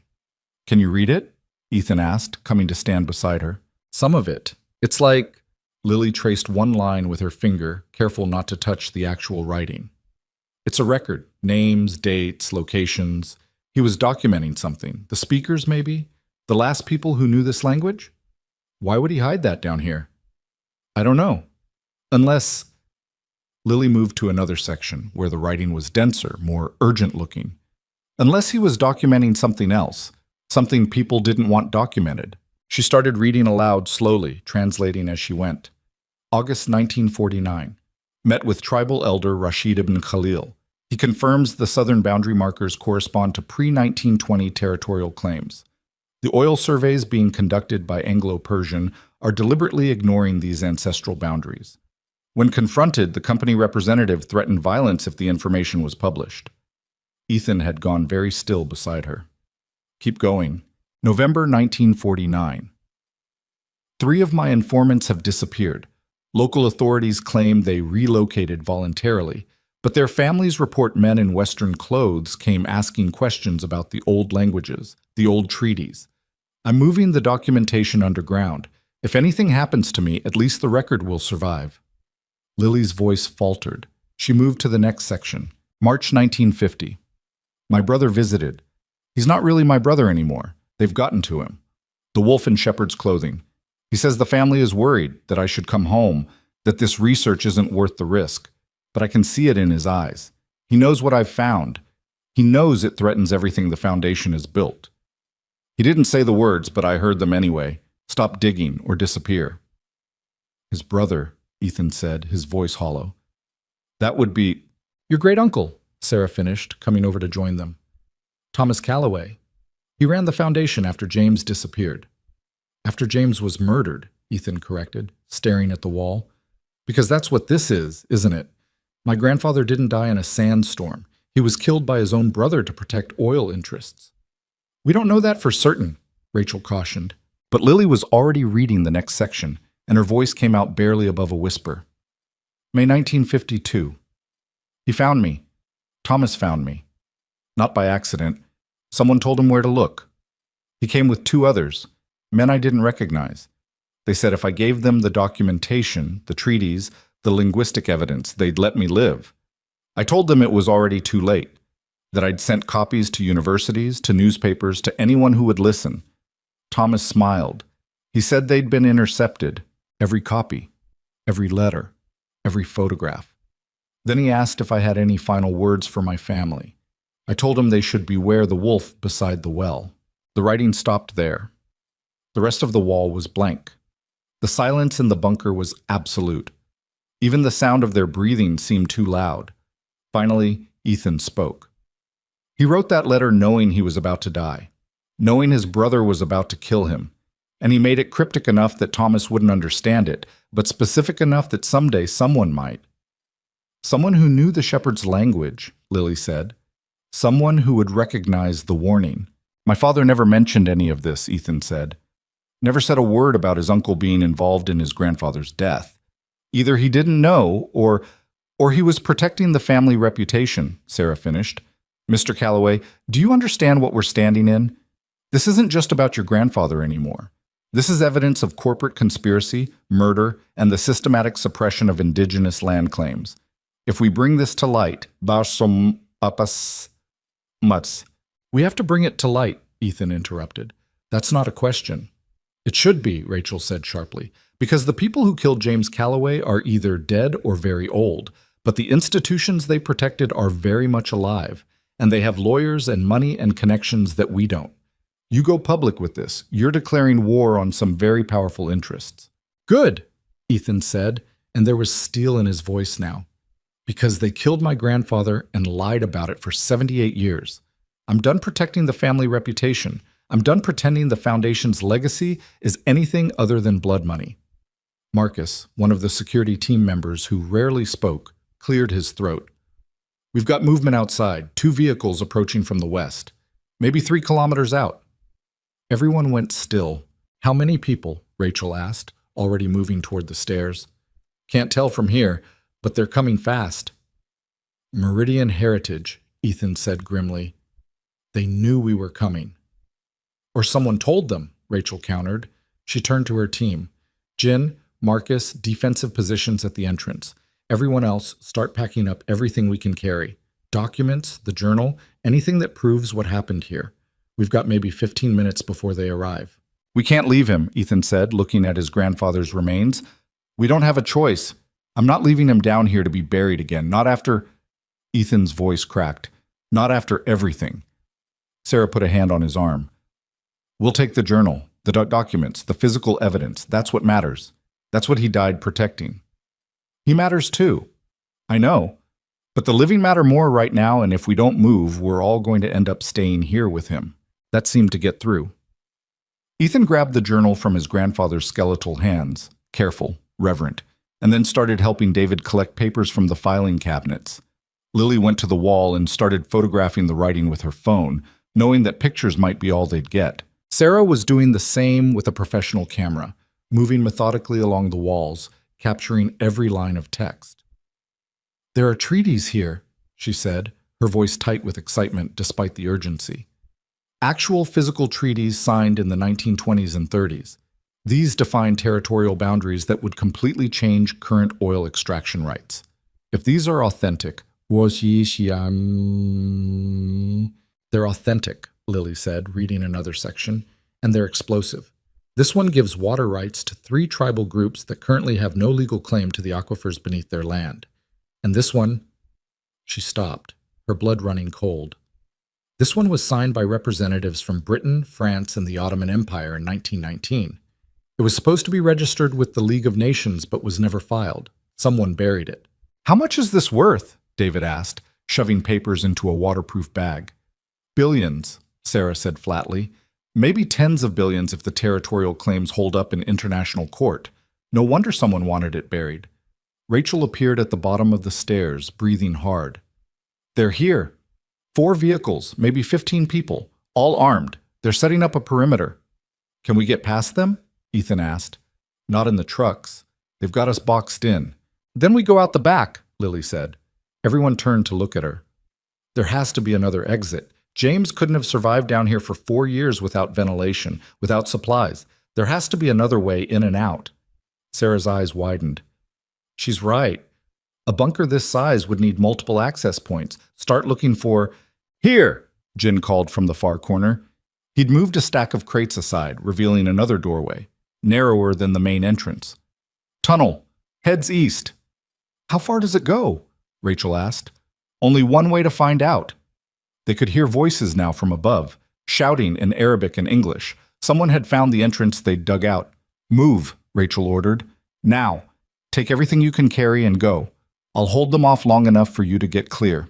You're not staying here alone, Ethan said. I'm not asking permission. Rachel checked her weapon.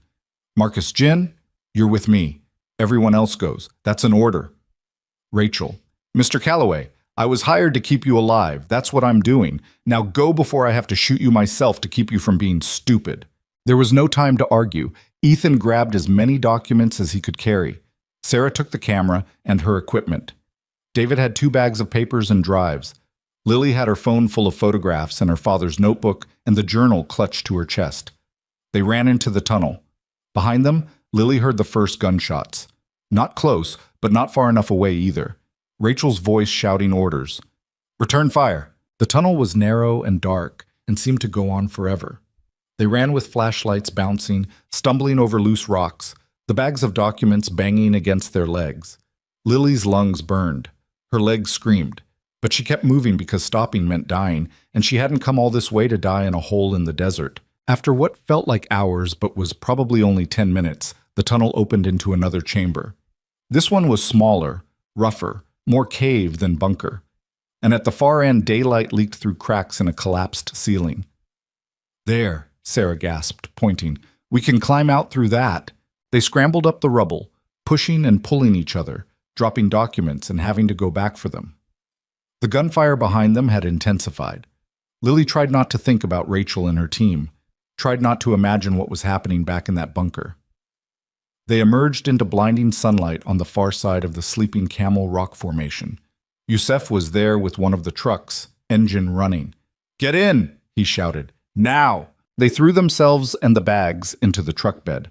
Yusef didn't wait for them to settle before flooring it, the truck bouncing violently over the desert terrain. Rachel, Ethan said, trying to stand up in the moving truck. We have to go back. She told us to run, Sarah said, pulling him down. So we run. I'm not leaving her. You are if she died buying us time to escape. Don't make it meaningless. The truck crested a rise, and Lily looked back. She could see the sleeping camel formation, could see vehicles clustered around it, could see figures emerging from the entrance, 3 of them, running toward a vehicle. They made it, Lily said, her voice breaking with relief. I see them. They're out. But even as she said it, she saw more figures pouring out of the entrance, giving chase. And the figures in front, Rachel's team, they were moving wrong. One of them was limping, another was being half carried. Yusuf saw it too. He swore in Arabic and yanked the wheel, turning the truck back toward the rock formation.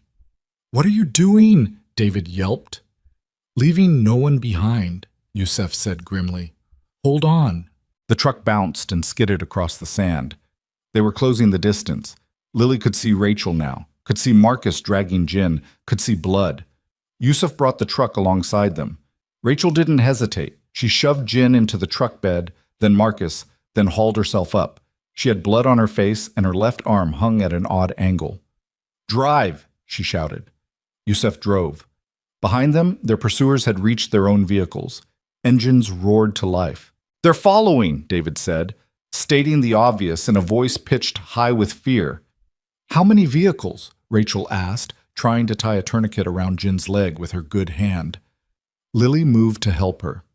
3, maybe 4. And we have 1 truck and a head start that's disappearing fast. Rachel looked at Ethan. The documents. Did we get them? Most of them, maybe 60%. It'll have to be enough. She turned to Yusuf. How far to the border? Too far. They will catch us before we cross. Then we need a different plan. I am open to suggestions. Rachel looked around the truck bed, at the injured men, at the civilians who weren't trained for this, at the bags of 78-year-old papers that people were willing to kill for. Her expression was grim. We split up, she said. They can't chase everyone. Yusuf, you take the main road with the wounded. Draw them off. We'll go cross-country with the documents. On foot in the desert, Sarah said, we'll die of exposure before sunset.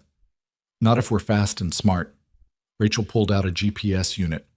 There's a village about 15 kilometers northeast, small enough to disappear in, close enough to reach before dark if we move. They won't expect us to split up. That's because it's insane, David said. You have a better idea. Now's the time. No one did. Yusuf slowed the truck just enough for them to jump out without breaking bones.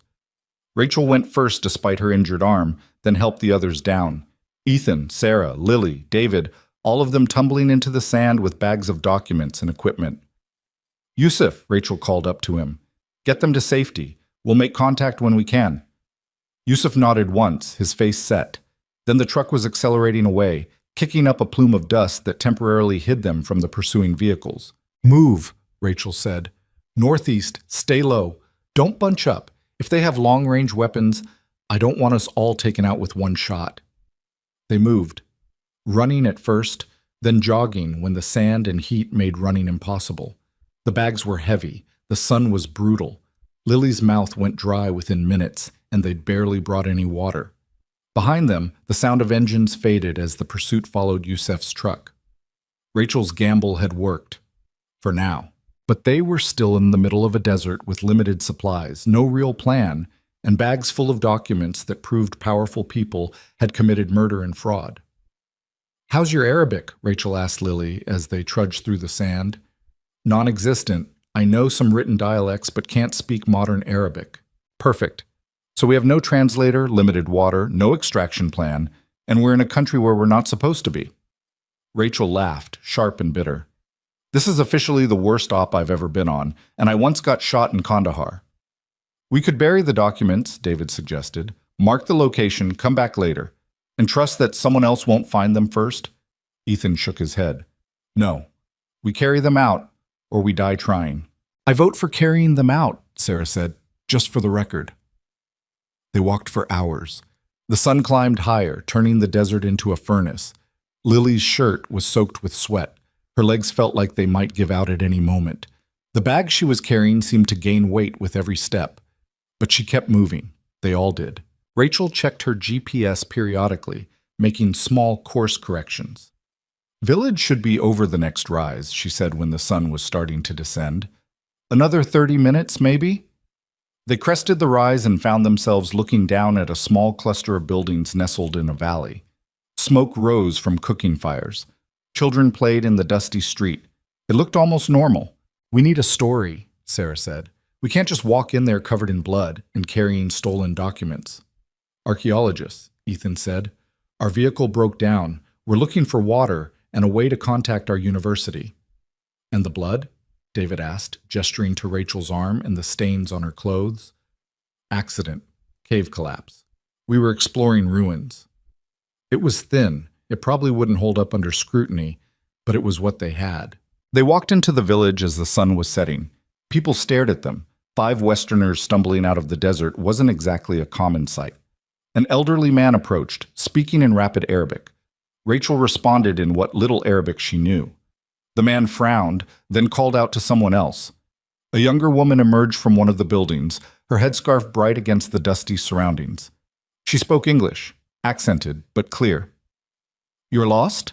Our vehicle had trouble, Ethan said, falling into the lie easily. We're researchers from Boston University conducting archaeological surveys. We need water and access to communications if possible. The woman studied them for a long moment. Her eyes lingered on the bags they were carrying, on Rachel's makeshift tourniquet, on the way they all looked ready to collapse. You are running from something, she said. Not a question. Lily found herself speaking before she could think better of it. Yes, from people who don't want the truth to be known. What truth? Lily pulled out James Calloway's journal, held it up. That this man was murdered for documenting indigenous land claims, that his death was covered up, that the languages and treaties he tried to preserve were deliberately destroyed to justify theft. The woman's expression didn't change. And you think bringing old papers to a village in the middle of nowhere will change this? No, Lily admitted. But running seemed better than dying. Something in the woman's face shifted. Not quite a smile, but close. My grandmother spoke one of the old languages. Before the borders came, before the companies came, before speaking the old words became dangerous. She paused. What you carry, it is proof of what was taken? Yes. The woman looked at the villagers who had gathered around them. An entire conversation seemed to happen in that glance, though no words were spoken. Then she turned back to them. You can stay. Tonight only. Tomorrow you must go. But tonight, you are guests. They were given food, simple but welcome after hours in the desert. Water. A place to wash. The woman, whose name was Amira, brought them to a small building at the edge of the village. My cousin's house, she explained. He is away. You will not be disturbed. Thank you, Ethan said. We'll pay you. You will not. Amira's voice was firm.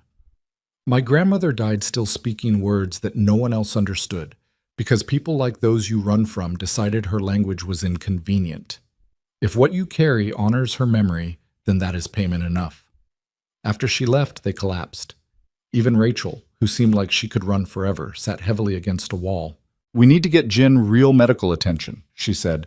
The tourniquet's holding, but he needs antibiotics, probably surgery, and my arm is either broken or badly sprained. How far to proper medical care? Ethan asked. In Jordan? A day, maybe 2 if we can get transport. In Iraq? Who knows? Syria?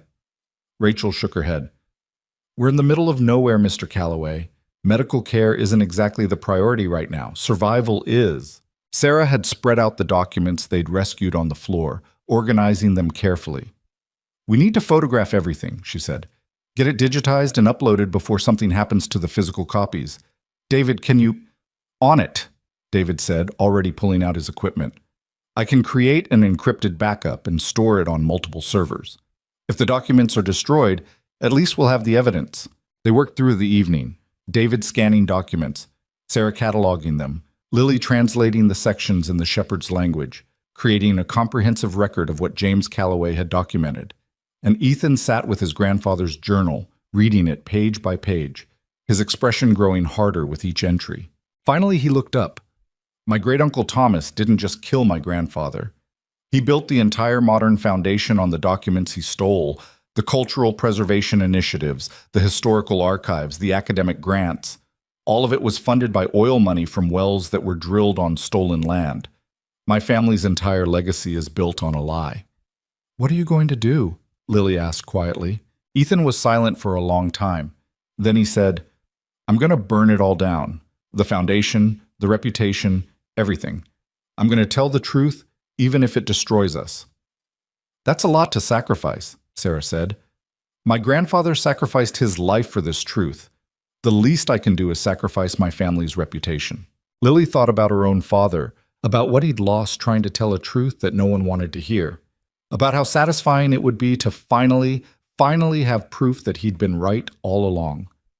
When we get out of here, she said to Ethan, I want you to meet my father. I think you two would understand each other. When we get out, Ethan agreed, not if. But as night fell over the small village, Lily found herself wondering if when was realistic. They were still in Syria, still being hunted, still carrying documents that powerful people would kill to suppress. Rachel must have seen something in her expression because she said, We're going to make it. I've gotten people out of worse situations than this. Have you? No, Rachel admitted. But saying it makes me feel better. Despite everything, Lily laughed. It felt good to laugh, even in the middle of this disaster.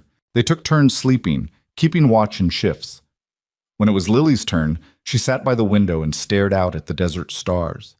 The same stars James Calloway must have seen when he was hiding in his bunker, documenting his brother's betrayal.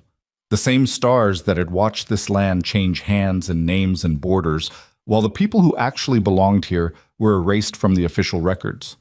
Her phone buzzed. Somehow, impossibly, there was a weak signal.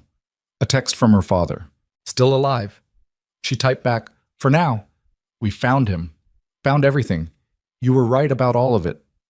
The response came quickly. I knew I was right. Knowing and proving are different. You're proving it. I'm proud of you. Lily felt tears prick her eyes. When was the last time her father had said he was proud? When was the last time he'd been sober enough to mean it? Another text. Come home safe. We have a lot to talk about.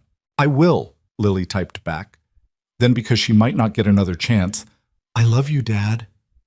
I love you too. Now stop texting and stay alive. She smiled through the tears and pocketed her phone. Outside, the desert was quiet. But somewhere out there, people were still looking for them. And when the sun came up, they'd have to figure out how to get home with the evidence that could change everything. Assuming they lived that long, dawn came too fast and brought trouble with it. Lily was shaken awake by Rachel, whose face was grim in the early light. "We've got company. 3 vehicles just pulled into the village. They're asking questions." Ethan was already up, stuffing documents back into bags with mechanical efficiency. Sarah was helping David pack up the scanning equipment, moving fast but careful. Outside, Lily could hear voices, Amira speaking in rapid Arabic, a man's voice responding in accented English. "How did they find us?" David whispered, his hand shaking as he disconnected cables. "Doesn't matter," Rachel said. "What matters is getting out before they search this building. There's a back exit. We go now, we might have a 5-minute head start." "Where do we go?" Sarah asked. "We're in the middle of nowhere. We can't outrun vehicles on foot again." Rachel pulled out her satellite phone. "We don't run. We call for help. Real help this time." "Who?" Ethan asked. "Everyone. News organizations, human rights groups, the UN, every contact I have. We flood the zone with attention, make this so public that they can't just disappear us quietly." "That'll take time we don't have," Lily said. "Then we buy time." Rachel checked her weapon. Her good arm was functional even if the broken one wasn't. "Marcus is still out there with Yusuf. If we can get a signal to them, they can create a distraction, draw the search away from us." The voices outside were getting closer. Lily heard footsteps, the sound of doors being opened, and searched. "Back exit, now," Rachel ordered. They slipped out through a narrow doorway that led into an alley behind the building. The morning air was already hot, the sun climbing fast. Lily's bag of documents felt like it weighed 100 pounds. They moved quickly through the back streets of the village, trying to stay out of sight. But in a village this small, 5 foreigners weren't exactly inconspicuous. People stared, children pointed. An old man sitting outside his door watched them pass with knowing eyes. Rachel led them to the edge of the village, where the buildings gave way to open desert again.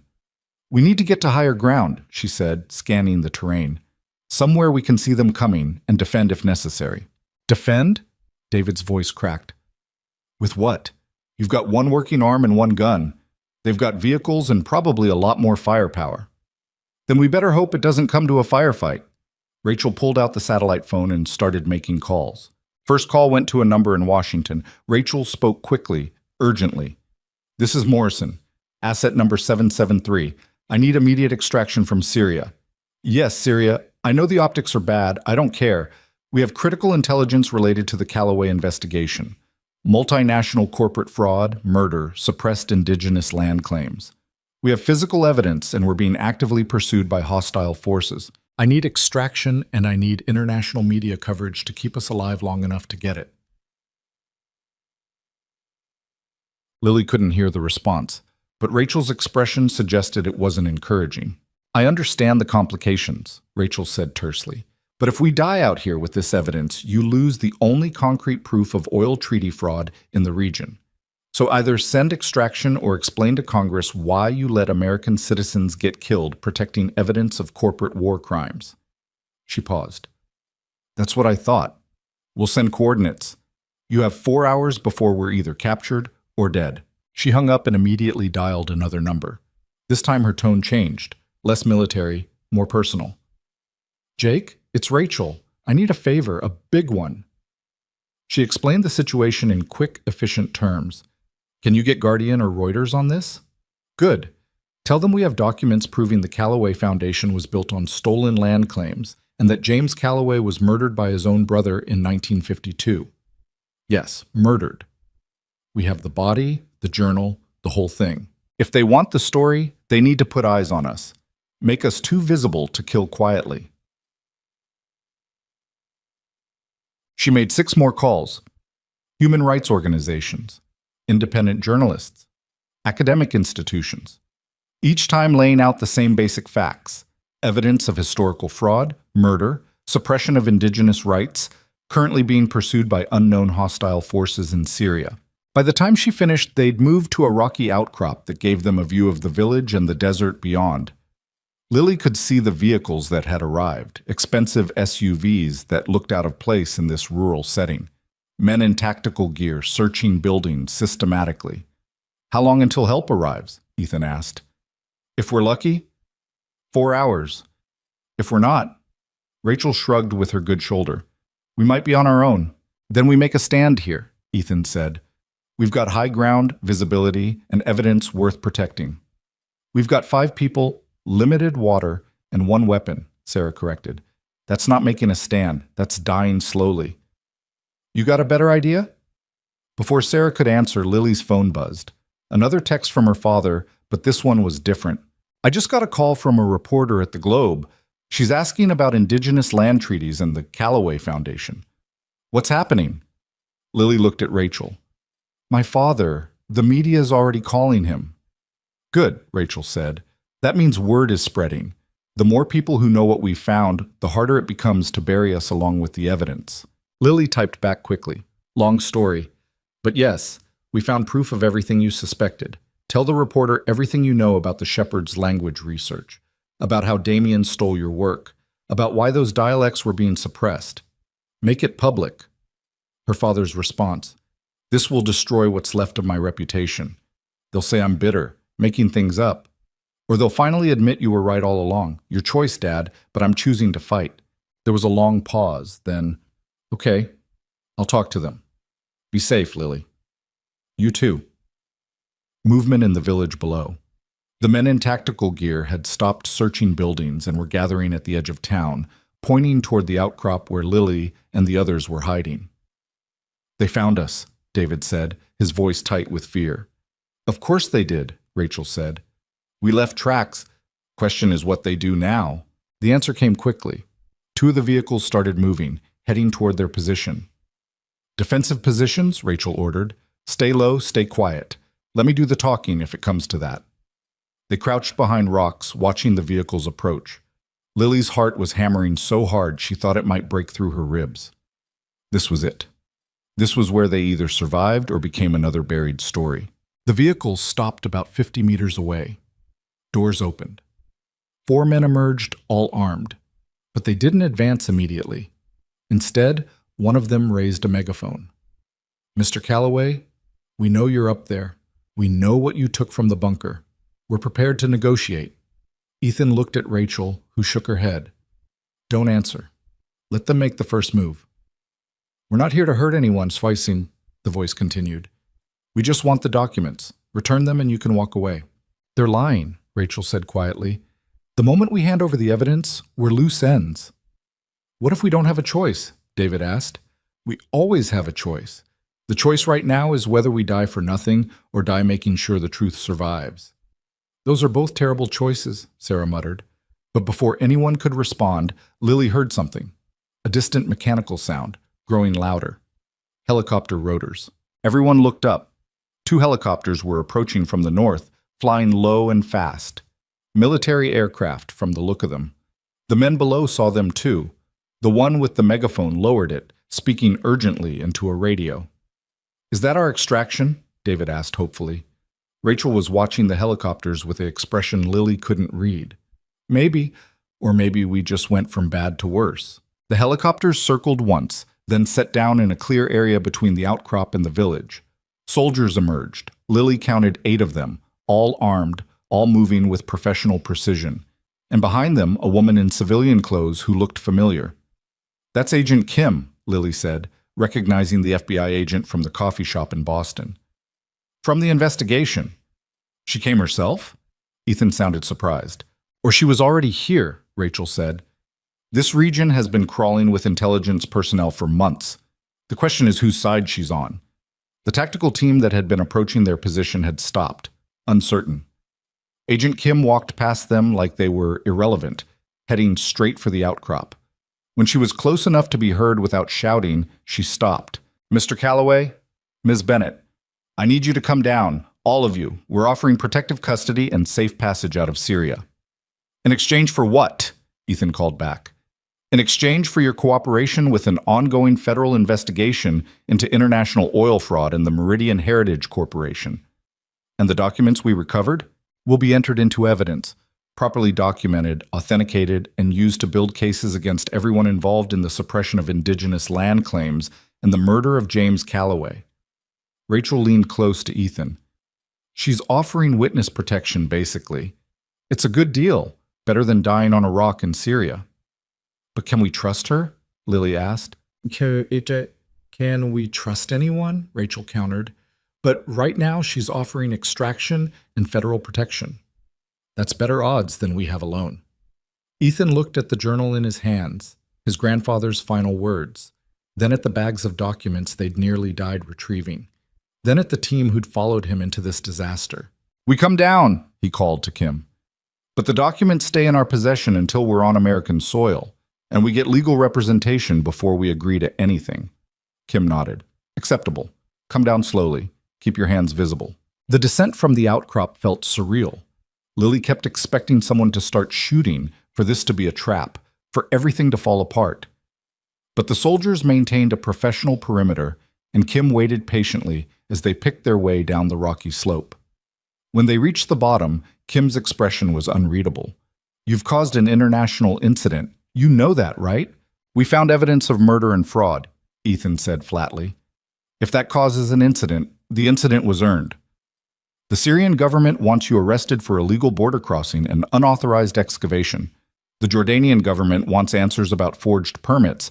The Iraqi government doesn't know you were there but will be upset when they find out. And Meridian Heritage has 3 different law firms demanding your arrest for theft and destruction of property. Good, Ethan said. Let them demand. We have evidence that proves their entire operation is built on forged land claims and suppressed indigenous rights. Kim's expression shifted slightly. Not quite a smile, but close. I know, that's why I'm here. Get in the helicopters. We'll debrief once you're safe. The flight to the American consulate in Erbil took 90 minutes. Lily spent most of it staring out the window at the desert passing below, trying to process everything that had happened in the past 72 hours. She'd gone from being an invisible waitress in Boston to being in a military helicopter fleeing hostile forces with evidence of a 78-year-old murder. Her phone buzzed with messages as they gained altitude and signal. Her father, her mother's nurses. News alerts about developing story regarding historical foundation fraud. The world was already reacting to what they'd found, and they hadn't even made it home yet. At the consulate, they were separated for debriefing. Lily spent 4 hours in a small room with Agent Kim and a stenographer, walking through everything. The translation challenge, the letter, the coordinates, the bunker, the documents, James Calloway's body, and his final message. Your father's research, Kim said at one point, the work that was suppressed and stolen. Do you still have access to it? Some of it. He kept copies even after everything fell apart, but a lot of it was lost. We'll need everything he has. It corroborates what you found in the bunker, proves that the language suppression was systematic and deliberate. Will this clear his name? Lily asked. My father's name? Kim hesitated. That's not my department, but if what you're telling me is accurate and the documents support it, then yes, it should lead to a reevaluation of what happened to him. No promises, but it's possible. Possible. After 15 years of being branded a plagiarist and a fraud, her father might finally get possible. It wasn't justice, but it was more than they'd had yesterday. The debriefing with Ethan took longer. Lily saw him briefly in a hallway.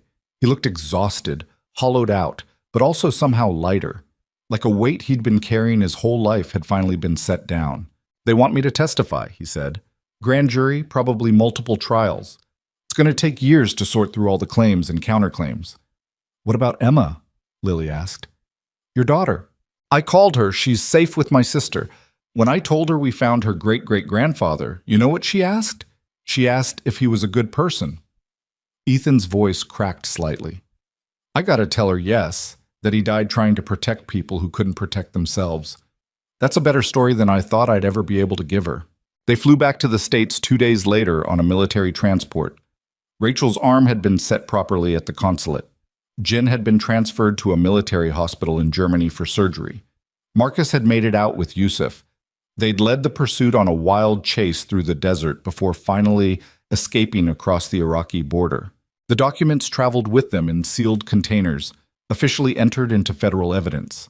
Sarah had spent 12 hours documenting and photographing everything before they were sealed, creating a comprehensive academic record that she swore she'd publish regardless of what happened legally. Landing at Andrews Air Force Base felt anticlimactic. Lily had expected media, drama, something. Instead, they were quietly transferred to a nondescript government facility for additional debriefing and medical evaluation. It was 3 more days before Lily was finally released. By then, the story had broken publicly. Major news organizations were running pieces about James Calloway's murder, about suppressed land treaties, about corporate fraud spanning 8 decades. The Calloway Foundation had suspended operations pending investigation. Meridian Heritage's stock had plummeted.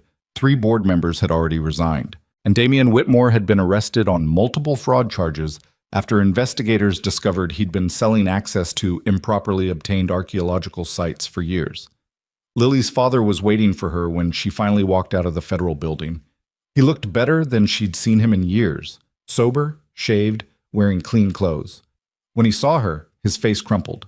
Lily. He pulled her into a hug that smelled like coffee and laundry detergent instead of whiskey. I thought I'd lost you. I'm okay, Dad. I'm okay. You're incredible is what you are. I've had 6 different universities call me in the past week. They want me to consult on language preservation projects. The Globe printed a front-page piece about the Shepherd's language research. They called it groundbreaking work that was criminally suppressed. He pulled back to look at her. You did that. You proved I wasn't crazy. You proved yourself, Dad. I just helped people listen. Her mother was recovering at home with the nursing team Ethan had arranged. When Lily walked through the door, her mother started crying. I saw you on the news, she said. My baby on the news. They called you a hero. I'm not a hero. I'm just a waitress who happened to know a dead language. You're my daughter. That makes you more than you think you are. Lily spent a week doing nothing but sleeping, eating, and trying to remember what normal life felt like. But normal felt wrong now. She couldn't go back to being invisible, couldn't unknow what she'd learned about how power worked and who it served.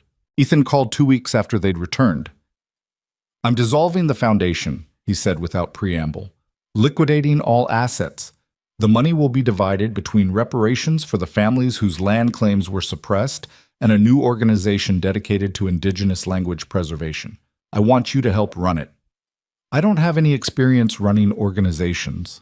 Neither did I when I inherited the foundation. But you understand why this matters. You've met the people whose stories were erased. That's worth more than experience. I need to think about it. Take your time. The offer stands as long as you need it to. But Lily already knew her answer. She'd spent her whole adult life trying to be small enough not to get hurt. It hadn't worked. She'd gotten hurt anyway, just slower, quieter, in ways that didn't leave visible scars. Speaking up had been terrifying, but it had also been the first time in years she'd felt fully alive. She called Ethan back the next day. I'll do it, but I have conditions. Name them. My father consults on all linguistic projects. He gets full credit for his original research. And any speakers of endangered languages we work with get meaningful control over how their knowledge is preserved and shared. No more outsiders deciding what matters. Done. Anything else? Pay people what they're worth. The translators, the field researchers, the community members who share their knowledge. No more getting rich off other people's languages. Agreed. Ethan paused. Thank you, Lily. For everything. For being brave enough to whisper that one word in a ballroom. None of this happens without you. None of this happens without your grandfather, Lily corrected. He's the one who chose truth over safety. We just finished what he started. The legal proceedings took 18 months. Grand juries, depositions, testimony. Lily spent hours in courtrooms and law offices explaining verb tenses and grammatical structures to lawyers who'd never considered that language could be a form of evidence. Her father testified about the systematic suppression of his research. Rachel testified about the attack at the bunker. Sarah presented archaeological evidence of the deliberately hidden entrance. And Ethan testified about discovering that his family's entire legacy was built on lies. In the end, 7 people were convicted of various fraud and conspiracy charges. Meridian Heritage was dissolved. 3 major oil companies were forced to renegotiate drilling rights based on the historical treaties James Calloway had documented. And in a small ceremony attended by about 20 people, James Calloway's remains were finally laid to rest beside his son, Ethan's father, with full acknowledgement of how he'd actually died and what he'd died protecting. Lily stood at the burial with Ethan and his daughter Emma, who held her father's hand and asked smart questions about her great-great-grandfather's work. Did he know he was being brave? Emma asked. I think he was just trying to do the right thing, Ethan said. Sometimes that's the same as being brave. Will people remember him now? Yes. They'll remember him for what he actually was, someone who chose truth over comfort. Emma seemed satisfied with that. She placed a flower on the casket, a small gesture from someone who'd never met him but who would carry his legacy forward. After the ceremony, Lily walked with her father through the cemetery. He moved slower than he used to, but steadier. Sobriety looked good on him, even if it had come late. "You know what I realized?" he said. "All those years I spent angry about what was taken from me. About Damien and the university and the career I lost. I was right to be angry, but staying angry was killing me. What changed? You did. You showed me that the work mattered more than my ego, that the languages and the people who spoke them, they were worth protecting even if I never got credit, even if I got destroyed for trying." He stopped walking and looked at her. "I wasted 15 years being bitter. Don't make the same mistake." "I won't," Lily promised. "I'm too busy actually doing the work to waste time being bitter about it." The Language Preservation Foundation officially launched 6 months later. They started small, documenting 3 endangered dialects in the same region where her father had done his original research. But this time they did it right. Paid the speakers fairly. Let them control how their knowledge was recorded and shared. Created educational programs that belonged to the communities, not to outside institutions. Lily learned that making something right didn't erase the wrong that had come before. The languages that had already died, they were still dead. The people who'd been displaced, they were still displaced. Justice was messy and incomplete and never quite enough, but it was better than silence. On the Foundation's first anniversary, they held an event in Boston. Scholars, journalists, community members, people who cared about languages and history and truth. Lily gave a short speech about why the work mattered, about invisible people and forgotten words, and the power of speaking up. When she finished, a young woman approached her. Maybe 19, college student from the look of her.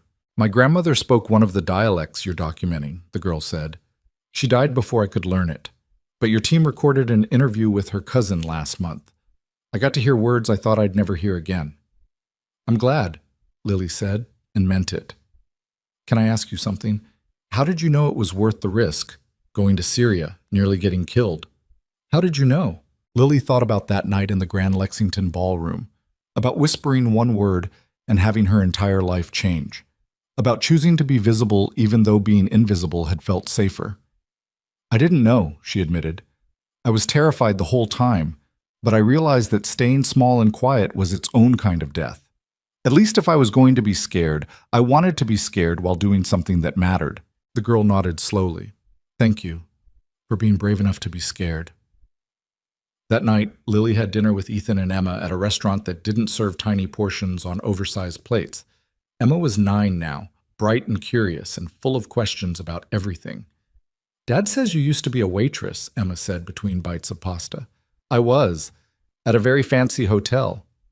"Do you miss it?" Lily thought about carrying trays and being invisible and going home too tired to feel anything. "No, not even a little bit." "Good. Because you're much better at this job." "What job is that?" "Making sure people get to tell their own stories instead of having someone else tell it for them." Out of the mouths of 9-year-olds, Lily thought. She looked at Ethan, who was smiling that rare smile that meant he'd found something worth protecting. "She's right, you know," Ethan said. "This is your job now, not translating, not documenting, making sure people get to speak for themselves. That's a big job. Good thing you're not doing it alone." He was right about that too. Her father was consulting on 3 projects. Rachel had taken a position as security director. Turned out protecting linguists in difficult regions was basically the same skill set as military operations, just with different goals. Sarah was publishing papers that were changing how archaeological preservation worked. Even David had stayed on, managing the digital archives. They were a strange team, broken in different ways, carrying different scars. But they worked. After dinner, Lily walked home through Boston Common. The city was alive with people. Couples on dates, students hurrying to classes, business people talking on phones. Invisible people, all of them carrying stories that mattered to someone. She thought about the waitress she'd been 18 months ago. Scared, invisible, convinced that speaking up would only bring pain. She'd been right about the pain. The past year and a half had hurt in ways she was still processing. But she'd been wrong about the cost. Being invisible hadn't protected her. It had just made her disappear in slow motion. Being visible, being loud enough to whisper one dangerous word in a crowded ballroom that had nearly killed her. But it had also given her back something she hadn't realized she'd lost. The ability to look at herself in the mirror and recognize the person looking back. Her phone buzzed. A text from her father. Just got confirmation. The university is issuing a formal apology and clearing my record. 20 years late, but I'll take it. Lily smiled and typed back, "Proud of you, Dad." His response, "Proud of you too. Thanks for not giving up when I did." She pocketed her phone and kept walking through the city that had once felt like a cage but now felt like possibility. Somewhere out there, languages were dying, stories were being erased, people were being made invisible by systems designed to keep them quiet. But somewhere out there were also people who spoke up anyway, who whispered dangerous words, who chose truth over comfort. Lily had learned something in a bunker beneath the Syrian desert, reading words her father had taught her, in a language that powerful people had tried to bury. Silence was safe until it killed you, and speaking up was dangerous until it saved you. The trick was figuring out which risk you could live with. For Lily Bennett, former waitress, current truth teller, forever her father's daughter, there was no contest.